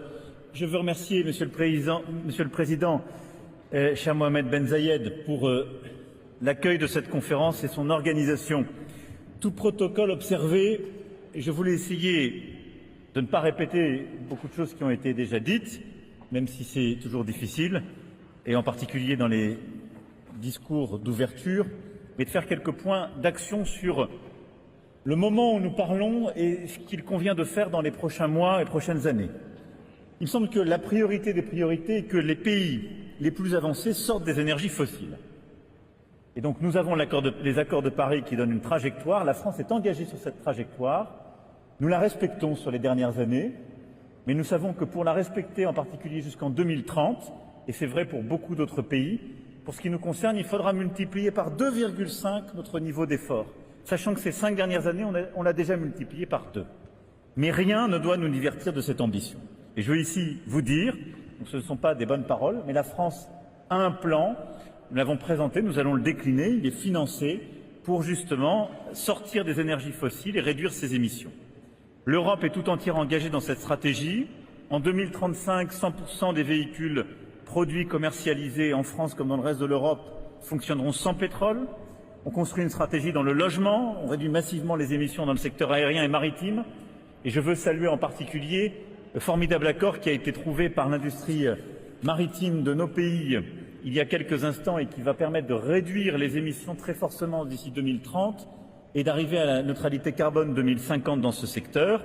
Et nous avons une stratégie complète de renouvelables, de nucléaire, d'hydrogène qui permet d'arriver à cet objectif. Dès 2030, les énergies fossiles seront largement minoritaires dans le mix énergétique français pour la première fois depuis la révolution industrielle. Et nous devrons définitivement tourner la page d'ici à 2040-45 du pétrole et 2050 du gaz. Les pays les plus émetteurs doivent désormais entrer dans cette logique de planification écologique et de transparence. Et à cet égard, le G7 a une responsabilité majeure, tout comme la Chine, qui est désormais le deuxième pays émetteur historique et qui a donc changé en quelque sorte de statut. Les acteurs privés de nos pays doivent aussi s'engager et je salue le lancement du One Planet Data Hub qui permet déjà de comparer la trajectoire de décarbonation de 400 des plus grandes entreprises mondiales. Deuxièmement, les pays émergents doivent sortir du charbon et c'est le deuxième combat après celui que les pays les plus riches doivent mener. En effet, s'il y avait une priorité absolue, c'est que les émergents sortent du charbon. En effet, on doit permettre aux émergents le rattrapage économique, c'est un élément de justice, mais ce rattrapage ne doit pas se faire sur la base d'énergies qui sont carbonées, et en particulier du charbon, et pour une raison simple, c'est qu'aujourd'hui, les centrales existantes qui se concentrent largement en Asie aujourd'hui émettront à elles seules suffisamment de CO2 pour que nous excédions la cible de 1,5 degré Celsius. Et donc, alors même que nous devrions chaque année retirer des capacités de production d'énergie basées sur le charbon, au moment où je vous parle, nous avons 500 gigawatts de nouvelles capacités de charbon qui sont en cours de planification. Et donc, s'il y a une absurdité au moment où nous nous parlons, s'il y a une vraie absurdité, elle est sur le charbon. Et donc, nous devons engager un virage absolu, majeur, complet sur ce sujet. D'abord, les pays du G7 doivent montrer l'exemple. Je saluais mon collègue Fumio Kishida qui est là et qui a eu à présider ce club, qui a été très courageux sur ce sujet. Mais les pays du G7 doivent montrer l'exemple et s'engager à mettre fin au charbon chez eux avant les autres, c'est-à-dire avant 2030. La France tiendra son engagement de sortir complètement et de fermer toutes ces centrales d'ici à 2027, c'est-à-dire sous le mandat qui est le mien. Je ne promets pas pour la suite, je promets, si je puis dire, maintenant. Ensuite, les pays les plus riches doivent aussi aider les émergents à sortir du charbon. Depuis la COP26 de Glasgow, le G7 a engagé près de 50 milliards de dollars dans des partenariats de transition énergétique juste, nos fameux JETP. On l'a fait avec l'Indonésie, le Vietnam, l'Afrique du Sud. Ce sont de bonnes méthodes. Il faut les poursuivre et les généraliser pour partout aider à sortir du charbon. Mais ce virage implique aussi d'être cohérent et on doit donc arrêter de subventionner les nouvelles centrales à charbon. Le G20 s'est engagé à Rome en 2021, mais on doit changer nos règles en matière de financement privé. Au moment où je vous parle, le secteur privé n'a aucune désincitation pour financer une centrale à charbon par rapport à du renouvelable ou autre. C'est totalement absurde. Et donc notre marché privé, notre système d'investissement dysfonctionne massivement et c'est choquant pour tout le monde. On doit donc inverser le système. Il doit y avoir dans les prochaines années un taux d'intérêt en quelque sorte pour le vert et un taux d'intérêt pour le brun. Et s'il y avait une priorité des financeurs, des agences de notation aujourd'hui pour être cohérents, ce serait de différencier ces taux d'intérêt et qu'il y ait un vrai spread. Parce qu'on n'intègre pas du tout le risque climatique. Et aujourd'hui, dans notre manière de noter, dans notre manière de regarder les investissements, on n'est pas du tout en train de prendre en considération qu'on continue à financer des actifs qui seront complètement dépréciés dans quelques années et qui sont incohérents avec notre stratégie mondiale. Tout ça, on va essayer de le lancer avec la Banque mondiale et nos partenaires dans le cadre de l'initiative Coal Transition Accelerator demain. Troisième remarque, on doit absolument assumer de mettre la politique commerciale au service de la transition écologique.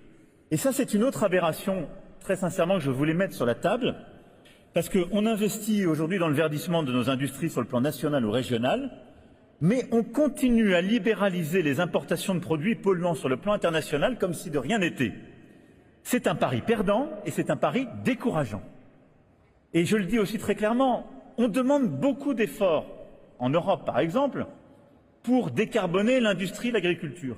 Si on continue à avoir les mêmes accords commerciaux que dans les années 80-90, parfois des accords commerciaux qui ont été négociés dans cette période, qui vont permettre de faire rentrer des pays dont les composants de carbone, les pratiques productives ne font aucun effort, ben, nos producteurs ne nous suivront plus.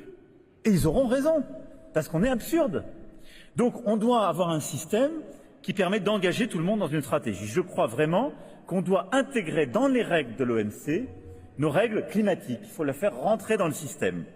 Et donc il faut complètement changer à cet égard et intégrer la clause climatique à l'Organisation mondiale du commerce pour aligner notre régime commercial aux accords de Paris. Et il y a quelques points très techniques mais essentiels à faire à cet égard. On doit pouvoir subventionner l'industrie verte. Ça peut être légitime, mais si ça correspond à un strict bénéfice climatique, et il faut que ce soit regardé par l'OMC, il faut tarifer le carbone comme le fait l'Union européenne. Ce n'est pas une discrimination commerciale, mais il faut le faire de manière cohérente avec l'objectif neutralité carbone 2050. Ça ne doit pas être un instrument pour bloquer le commerce, mais il faut donc que quelqu'un le vérifie. Et il faut aussi libéraliser le commerce des biens environnementaux plutôt que le commerce des biens polluants, pour permettre là aussi que la transition énergétique et écologique se diffuse beaucoup plus vite. Quatrièmement, personne ne doit avoir à choisir entre la lutte contre la pauvreté et la lutte pour le climat. Cette petite révolution, c'est celle qu'on a lancée il y a quelques mois à Paris, c'est ce pacte de Paris pour les peuples et la planète. On ne doit pas choisir entre le climat et la lutte contre la pauvreté. Chacun doit choisir son chemin. Il faut plus d'argent public et il faut plus mobiliser l'argent privé. On fera le point à 6 mois de ce pacte et il sera publié à l'occasion de cette COP. Macky Sall va devenir donc l'envoyé spécial officiel de ce pacte avec un secrétariat assuré par l'OCDE. Mais d'ores et déjà, on a pu mobiliser beaucoup plus d'argent commun en mobilisant plus la Banque mondiale et le FMI, je les en remercie. J'invite tous ceux qui ne l'ont pas fait à redistribuer leurs droits de tirage spéciaux du FMI. D'ores et déjà, on a pu mobiliser 110 milliards de dollars qui permettent de lancer, dans 11 pays aujourd'hui, des programmes spéciaux. Et ces programmes permettent de prévenir les incidents climatiques et de lutter contre la pauvreté. Il faut généraliser cela et c'est cet engagement de meilleure mobilisation que nous avons aussi lancé avec le Premier ministre Modi. Tout ça, plus largement, doit nous conduire à une transformation de l'architecture financière internationale qui a été pensée à une époque où beaucoup de pays qui sont présents dans cette salle n'existaient pas. Et il faut donc leur redonner une voix pour que ce soit juste, pleinement inclusif, et cette transformation profonde de notre gouvernance est une priorité. Ensuite, je voulais insister sur un point, nous ne devons pas perdre de vue la nécessité de monter en puissance sur l'adaptation. L'adaptation des modèles agricoles, notamment en Afrique, est un sujet clé. La Grande Muraille verte progresse et je m'en félicite. Et nous ne perdons pas de vue cet engagement dans lequel nous avons mobilisé il y a un peu plus de 2 ans plus de 13 milliards de dollars avec le roi Charles à l'époque et la communauté internationale. Nous avons également annoncé que nous investirions 150 millions d'euros dans le prochain cycle du Fonds international de développement agricole. Et je veux ici inviter tous les pays présents à participer en décembre à la reconstitution du FIDA qui va jouer un rôle clé dans la réconciliation justement de l'objectif agricole et de l'objectif climatique. Et c'est un combat indispensable parce qu'on ne peut pas demander aux pays africains de choisir entre le climat et la production agricole. Il faut faire les deux en même temps avec des modèles soutenables. Et la guerre en Ukraine nous a fait toucher du doigt que le modèle n'était pas soutenable. Parce qu'on a plein de pays qui, pour que leur modèle produise, avaient besoin d'engrais azotés, d'engrais phosphatés. Donc on doit les aider à produire chez eux davantage, à avoir un modèle productif, mais beaucoup plus décarboné. Et tout ça est un élément clé. C'est dans cet agenda que nous allons aussi lancer demain avec le Kazakhstan un One Planet sur la question de l'eau qui s'organisera en septembre prochain. Je me félicite des avancées qui ont été obtenues lors de cette COP, Président, sur les pertes et préjudices. La France financera jusqu'à 100 millions d'euros en fonction des éléments de gouvernance ce sujet. Mais je voulais insister sur quelques points à cet égard, parce que le débat avait beaucoup monté à Sharm el-Sheikh sur les pertes et préjudices. Il a été beaucoup porté par mon ami Mia Motley, qui a fait un travail formidable. Mais il faut qu'on fasse attention sur ce sujet à plusieurs points. D'abord, ne confondons pas la situation des pays à revenus intermédiaires et des pays pauvres. On a besoin de ce fonds, mais il devra d'abord aller vers les pays les plus pauvres. On a surtout besoin d'une réforme en profondeur de notre système assurantiel et réassurantiel face aux risques climatiques. Et ça pour les pays à revenus intermédiaires qui en ont besoin. Ce fonds doit nous permettre de faire cette réforme, d'avoir un buffer, une garantie. Mais on devra avoir des mécanismes qu'il faut distinguer selon les catégories de pays. Il faut tout de suite se le dire. Il faudra une gouvernance simple et claire, lisible. Mais il faudra aussi qu'on ait une approche pays par pays. Par exemple, nous allons mettre en place un premier partenariat pays sur l'adaptation et les pertes et préjudices avec le Bangladesh. La France y investira 1 milliard d'euros. Donc vous voyez, beaucoup plus que ce qu'on met déjà sur le fonds, parce que c'est une approche spécifique pays. On investira 1 milliard d'euros, le Fonds monétaire international y ajoutera près d'1,5 milliard de dollars grâce aux droits de tirage spéciaux, et c'est un élément clé de ce laboratoire qu'on veut faire sur les pertes et préjudices, mais il faudra une approche, là aussi, pays par pays.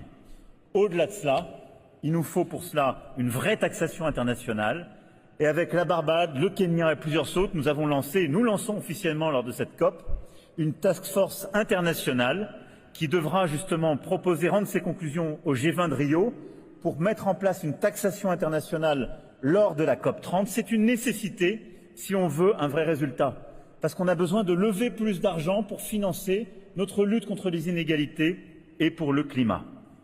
Enfin, le climat et la biodiversité sont indétachables. Et donc, pour cela, il nous faut insister sur le fait que nous devons continuer le combat pour la nature.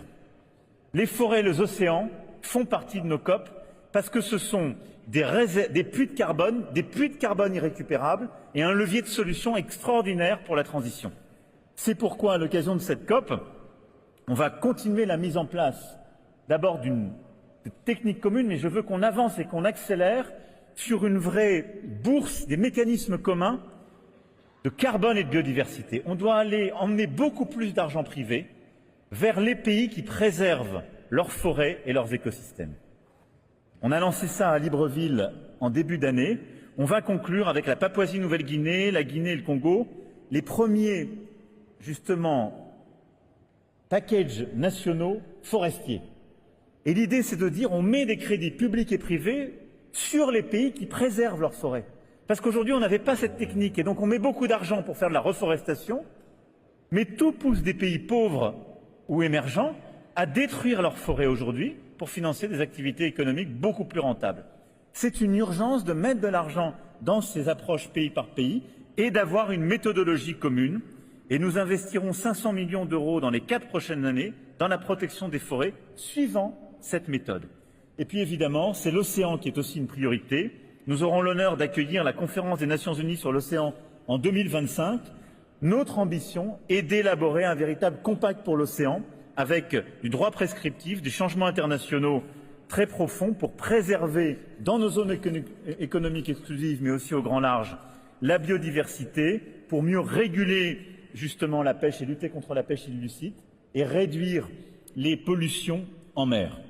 Voilà les quelques éléments clés que je voulais ici apporter au débat, qui sont à la fois des solutions, des engagements de la France et des préoccupations sur lesquelles on doit accélérer l'agenda commun. Merci beaucoup, Monsieur le Président, pour votre attention, Mesdames et Messieurs.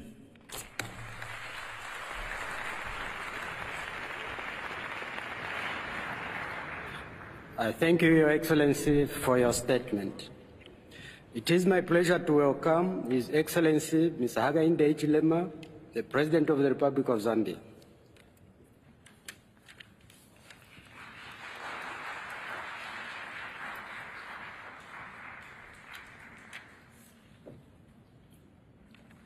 Your Excellency, you have the floor.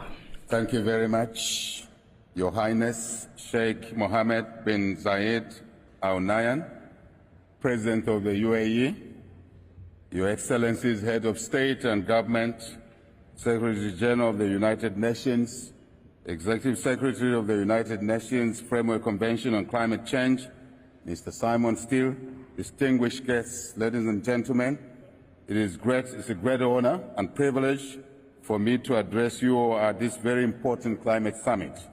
I also wish to thank the government, the people of UAE for their hospitality to all the delegations since we came here. We've all been looked after very well. Allow me to first and foremost commend Your Highness and the government of the UAE for all of the things that you've been doing over the years in working towards mitigating climate change. This summit, ladies and gentlemen, comes at a time when the world is recording unprecedented levels of temperatures, high temperatures all over the world, and it's sending a clear message that action is needed now, in fact yesterday and not tomorrow.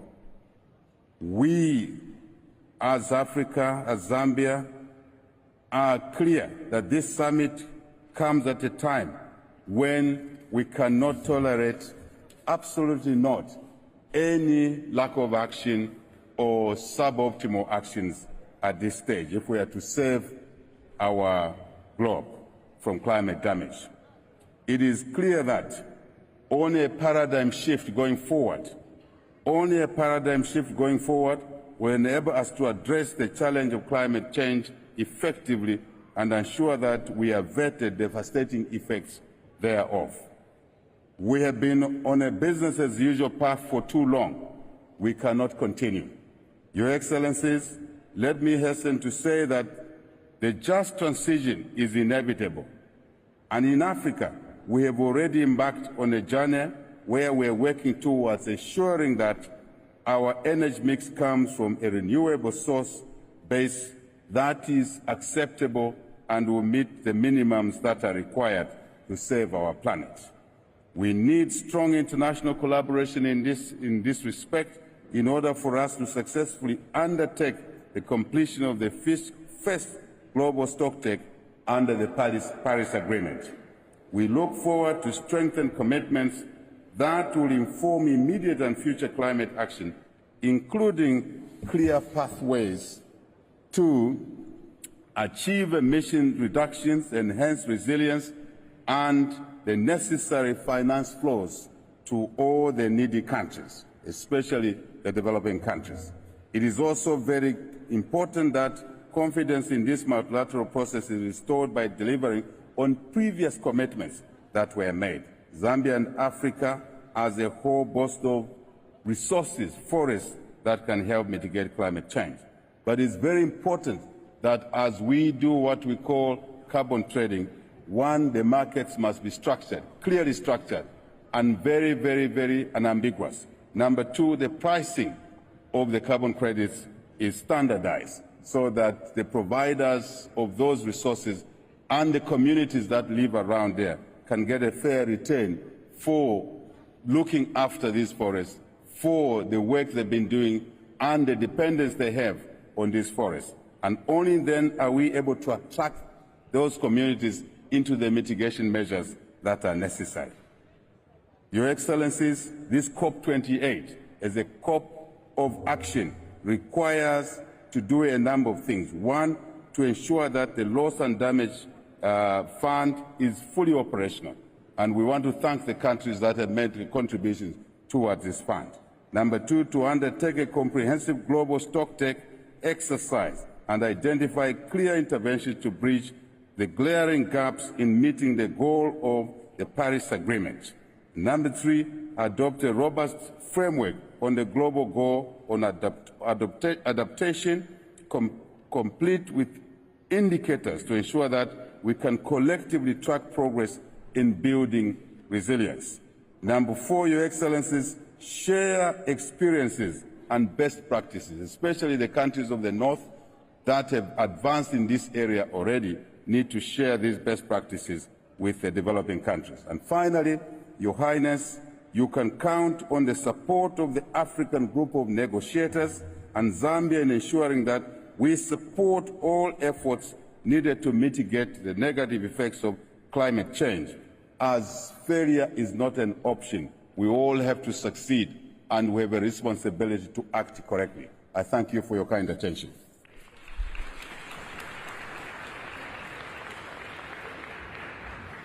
I thank you, Your Excellency, for your statement. Your Excellencies, distinguished delegates, will have a special high-level segment for heads of governments. It is my pleasure to welcome His Excellency Mr. Fumio Kishida, the Prime Minister of Japan.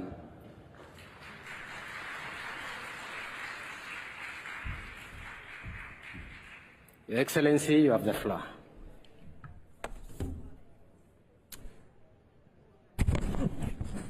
COP28 は初のグローバルストックテイクを完了させますが、世界はまだ 1.5 度目標の道筋に乗ってはおりません。軌道修正のためには2030年までの行動が決定的に重要となります。2050年ネットゼロの達成、全温室効果ガスを対象とする経済全体の総量削減目標の設定、および2025年までの世界全体の排出量ピークアウトのすべてが必要です。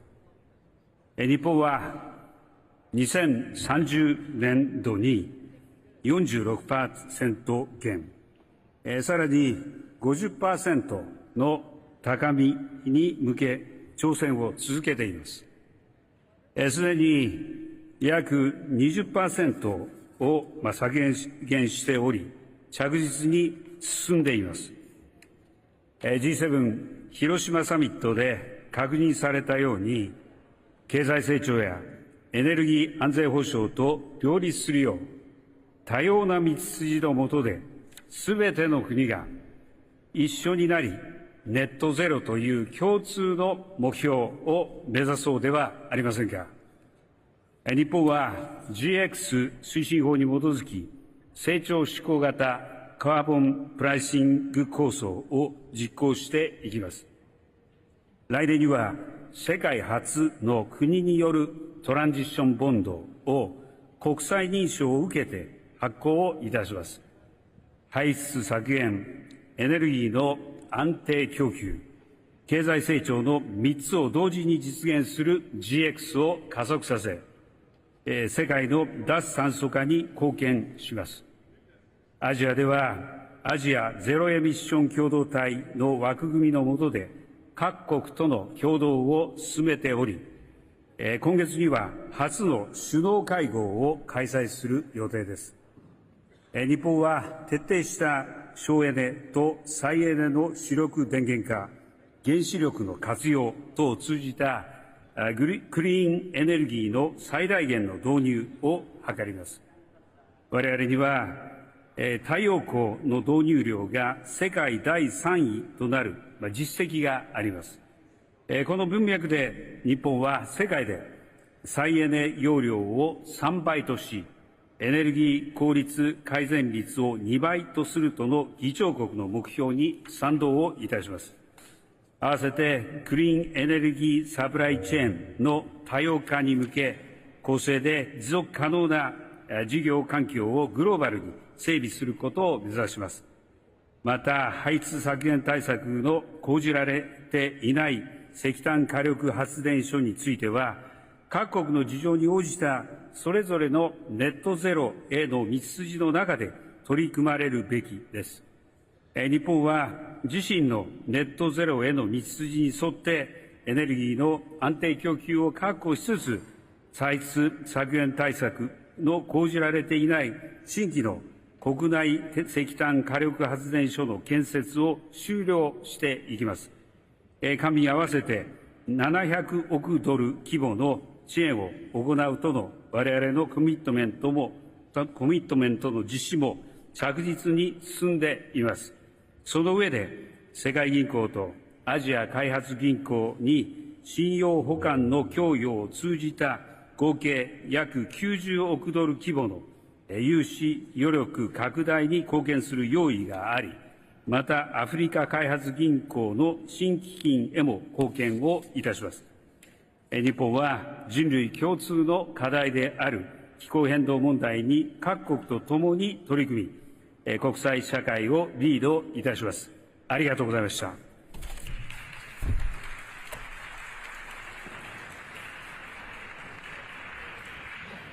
I thank you, Your Excellency, for your statement. It is my pleasure to welcome His Excellency Mr. Abiy Ahmed Ali, the Prime Minister of Ethiopia.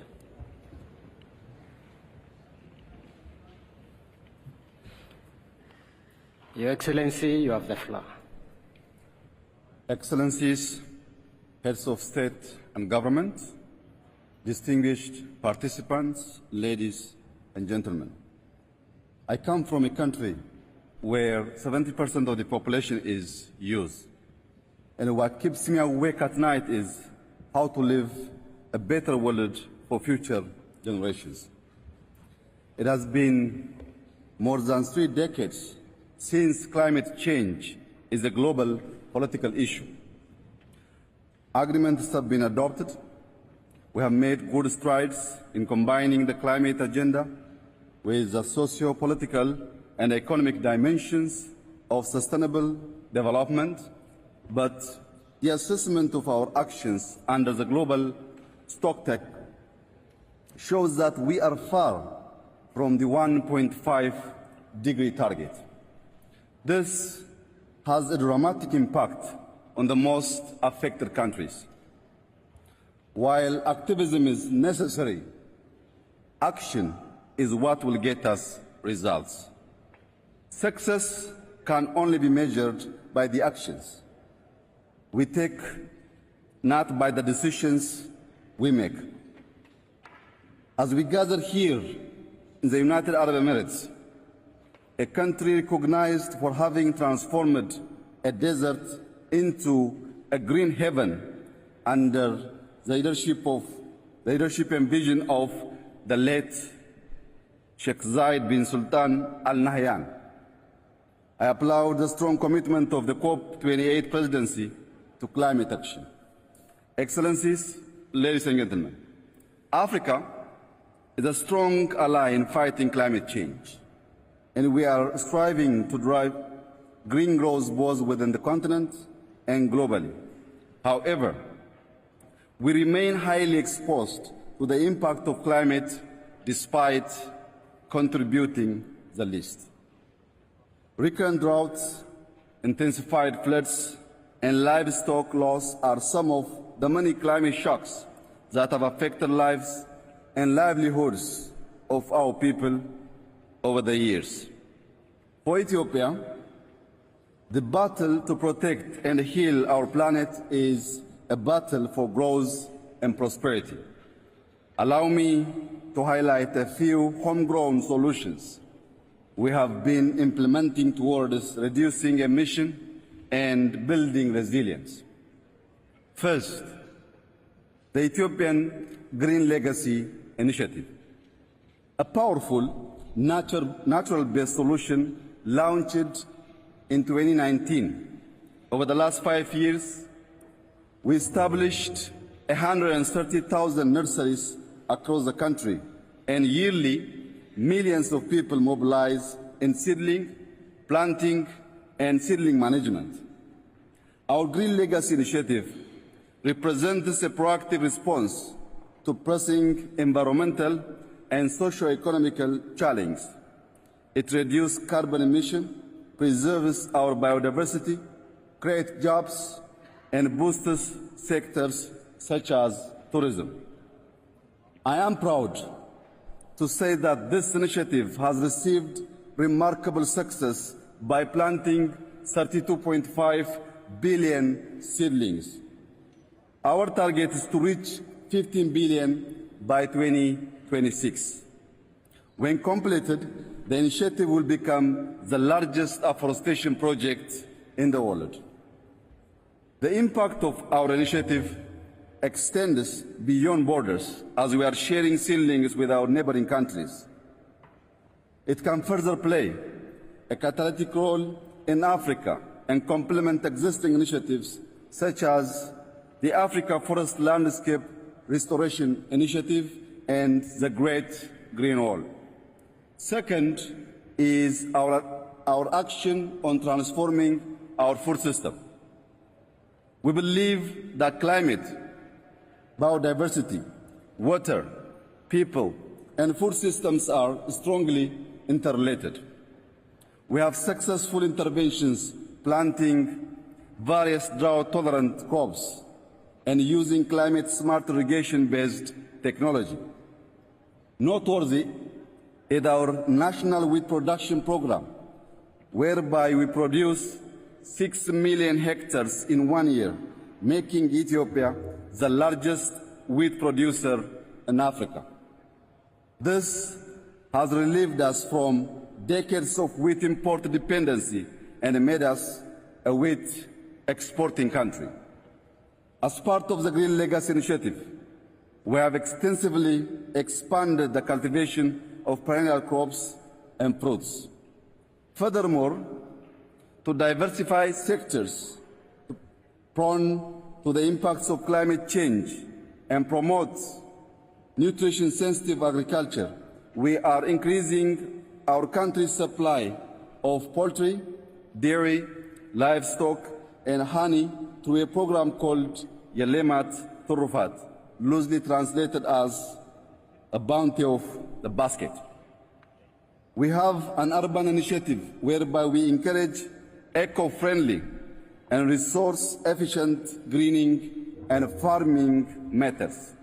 Our sustainable agricultural practice optimize effective water management and prioritize investments in renewable energy-based irrigation systems. Third, we have been investing extensively in renewable and green energy resources. Ethiopia has the potential to generate over 60,000 megawatts of clean energy by expanding hydropower, solar, wind, and geothermal sources. Our target is to triple our current power generation capacity and double our energy utilization efficiency by 2030.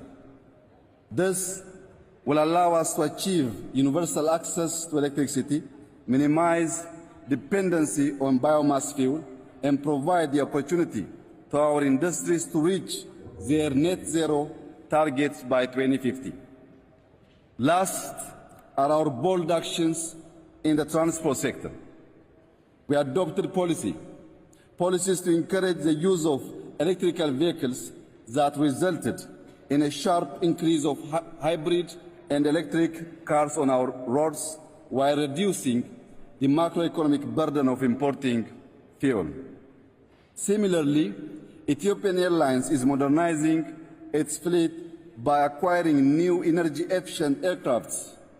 Furthermore, we have electrified railways, a growing non-motorized transport infrastructure, and we are expanding our mass transit system. Excellencies, ladies and gentlemen, these are concrete examples of action. We are actioning our nationally determined contribution, and our progress is a testament to our commitment to the Paris Agreement.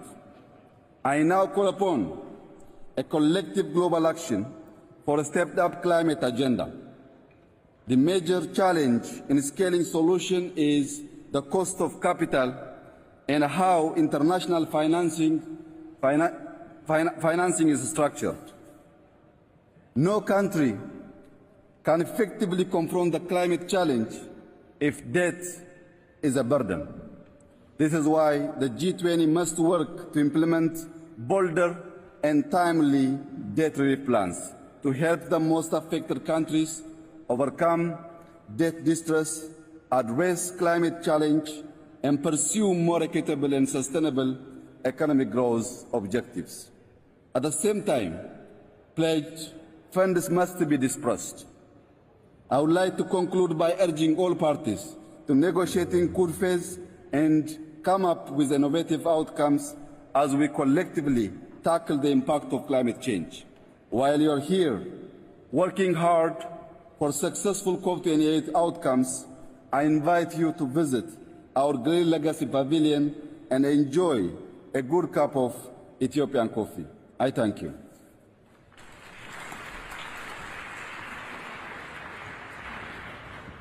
I thank you, Your Excellency, for your statement. It is my pleasure to welcome His Excellency Mr. Mark Rutte, Prime Minister of the Netherlands. Your Excellency, you have the floor. Thank you. Thank you, Chair. Your Excellencies, ladies and gentlemen, first of all, I want to thank the UAE for being such wonderful hosts to this COP. In preparing for this COP, I asked the youth members of our delegation, the future leaders from the Netherlands, what they expected me to bring home from Dubai. And their answer was clear. They expect us, today's leaders, to deliver on the commitments already made and to step up our efforts on phasing out fossil fuels so we can get on track to reach our 1.5 degree target. I consider that to be our common task over the next 2 weeks. As you may know, the Kingdom of the Netherlands consists of a low-lying delta country in Europe and 6 islands in the Caribbean. So we know what it is like to be vulnerable to climate change and how urgent it is that we take action. As the global stocktake shows, we need to step up our efforts on all pillars of the Paris Agreement, on mitigation, on adaptation and on climate finance.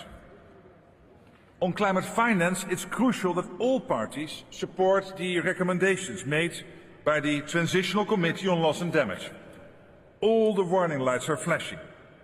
Yet red after yet another year of extreme climate extremes.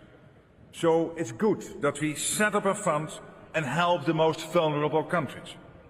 The Netherlands will provide 50 million euros to the startup costs of this fund.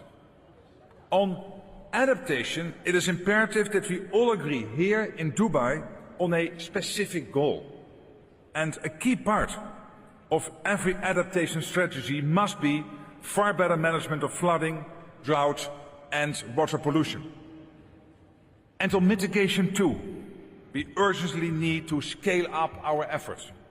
In my country, the 2030 goal of a 55% reduction in emissions now seems to be within reach for the first time. I won't deny that it is a painstaking process, but the good news is it can be done. In the Netherlands, we are committed to accelerate our efforts. We are investing in large-scale renewable energy with a special focus on green hydrogen both in the Netherlands and abroad.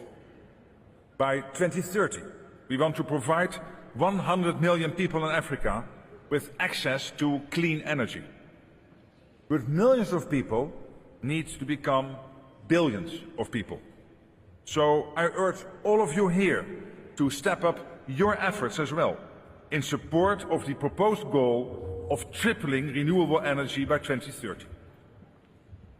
Esteemed colleagues, the young people of the world are calling upon us to deliver on our promises, to step up our ambitions, and to work together in embracing our collective responsibility.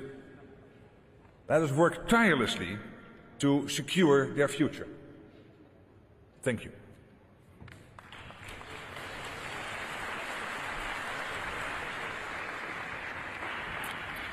I thank you, Your Excellency, for your statement.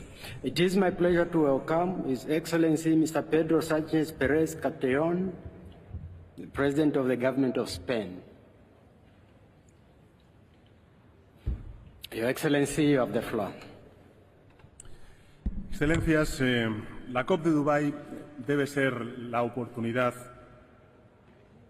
en estos próximos años. Esta debe ser, sin duda, y es el firme deseo de España. No soy un iluso, la emergencia climática está causando estragos y estamos lejos de cumplir los objetivos marcados en París, pero esta COP nos ofrece una oportunidad de adoptar una nueva agenda climática reforzada, justa y equitativa que venga marcada por el resultado del balance mundial en las 3 agendas climáticas. Por tanto, aprovechémosla. Primero, en financiación, porque necesitamos una nueva arquitectura que facilite el acceso a los fondos, que elimine las trabas, que identifique nuevas oportunidades.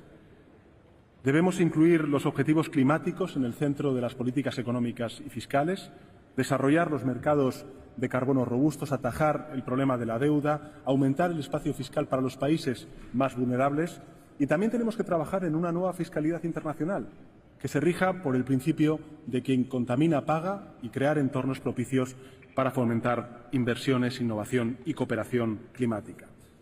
Para apoyar a nuestros socios, además de los fondos que anunciamos en la Cumbre de Acción Climática de Nueva York, hoy quiero anunciar una nueva contribución de 20 millones de euros para el nuevo Fondo de Pérdidas y Daños, además de los 5 millones de euros que ya aprobamos para la puesta en marcha de la red Santiago. Y además es urgente parar la deforestación y, en concreto, evitar la degradación medioambiental de la Amazonía. Por eso, vamos a destinar este año 2 millones de euros al proyecto de bonos medioambientales sostenibles y socialmente responsables Amazonía Siempre, para apoyar a Brasil, a Colombia, a Ecuador y a Perú. En segundo lugar, en mitigación tenemos que mantenernos en el límite de seguridad del 1,5 grados centígrados, es decir, que el pico global de emisiones debe llegar al máximo en el año 2025 y estas deben caer con fuerza en el resto de la década. Y para ello son 3 las medidas imprescindibles que debemos aplicar simultáneamente. En primer lugar, triplicar la capacidad de generación de energía renovable de cara al año 2030, doblar los objetivos de eficiencia energética esta misma década y poner fin a la producción y al consumo de combustibles fósiles para la energía. Tenemos tecnologías para replantearnos las infraestructuras energéticas y cumplir con estos objetivos y, en ese sentido, mi país, España, ya ha aumentado su compromiso de reducción de emisiones de gases de efecto invernadero hasta un 56% y el objetivo de energía renovable en la generación eléctrica hasta un 81%, con la meta de cerrar el año 2025 como nuestra última central térmica de carbón en España. Y, por último, en adaptación y resiliencia necesitamos que el objetivo del Acuerdo de París sea operativo y medible. Tenemos que explorar vías para potenciar y también para adaptarnos más allá de nuestros planes nacionales. Por eso España apoya las iniciativas del Secretario General para tener sistemas de alerta temprana para todos y su acelerador de portafolio de proyectos de adaptación. Concluyo diciendo, Excelencias, que nuestros avances colectivos demuestran que todavía tenemos una oportunidad de salvar el planeta, pero tenemos que elevar nuestra ambición, nuestro compromiso y lograrlo creo que está al alcance de la humanidad. Nada más y muchas gracias.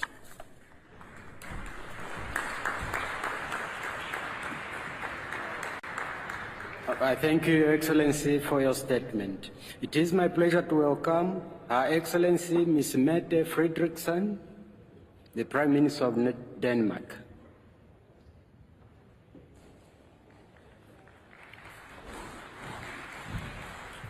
Your Excellency, you have the floor.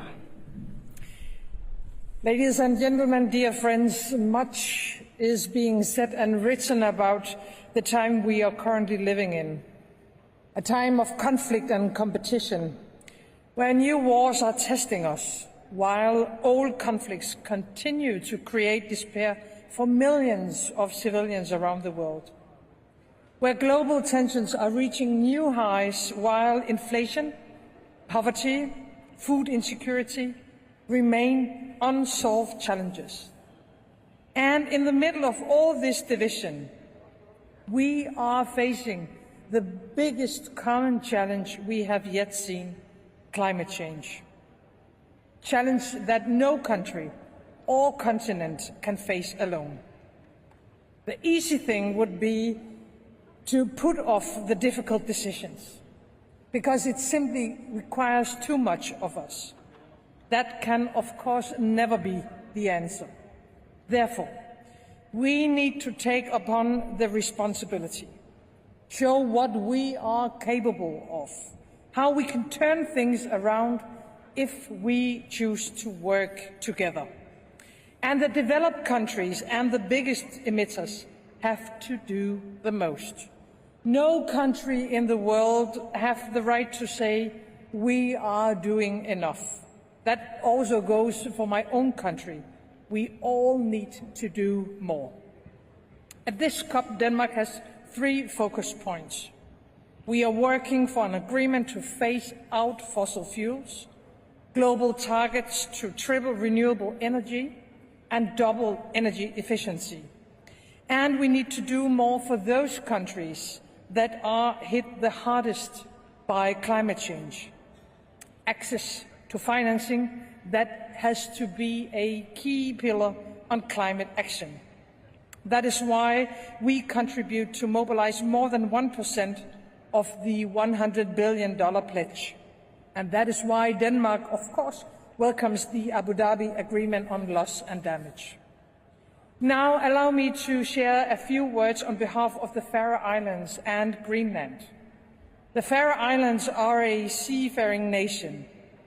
We need to expand the efforts of energy transition in the maritime sector to include fishing vessels. Communities in Greenland experience some of the worst effects by climate change, even though they have contributed the least. In the Arctic, climate change is happening 4 times faster. And on behalf of the people of Greenland, including the Inuit people, let us act.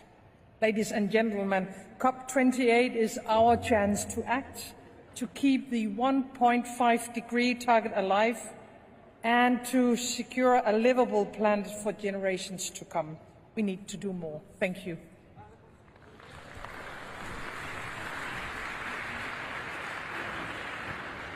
I thank you, Your Excellency, for your statement. It is my pleasure to welcome His Excellency Mr. Rishi Sunak, Prime Minister of the United Kingdom of Great Britain and Northern Ireland.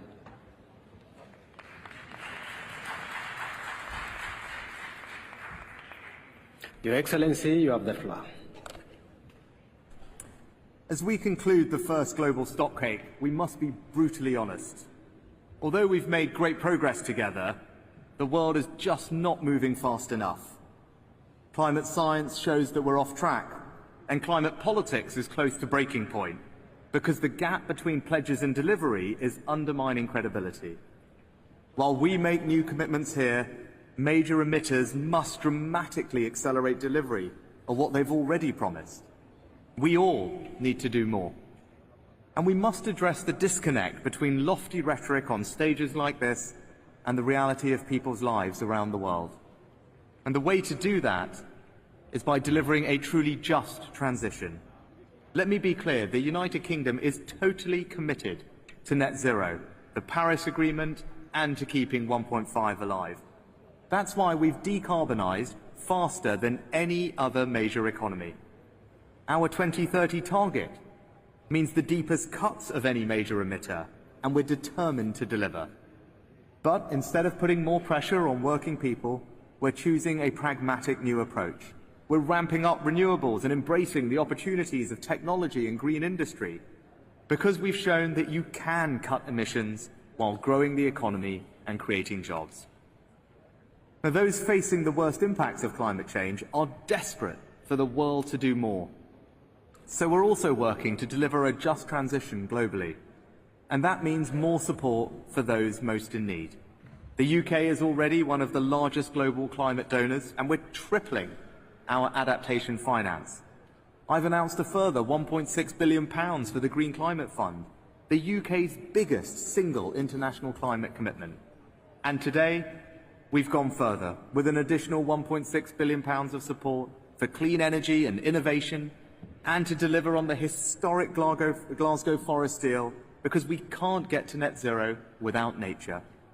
This also includes up to £60 million for loss and damage, £40 million of which is for the new fund.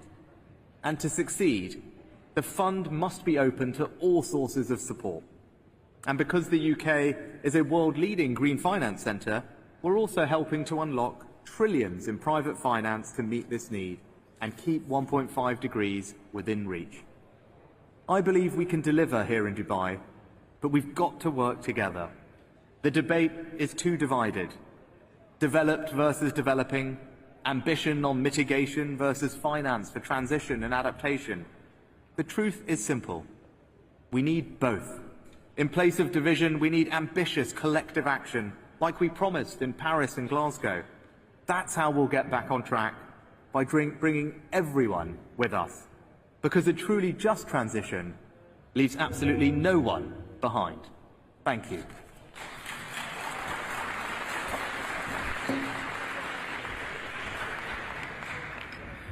I thank you, Your Excellency, for your statement. Your Excellencies, dear delegates, the joint second meeting of COP28, CMP 18 and CMO 5 is now suspended.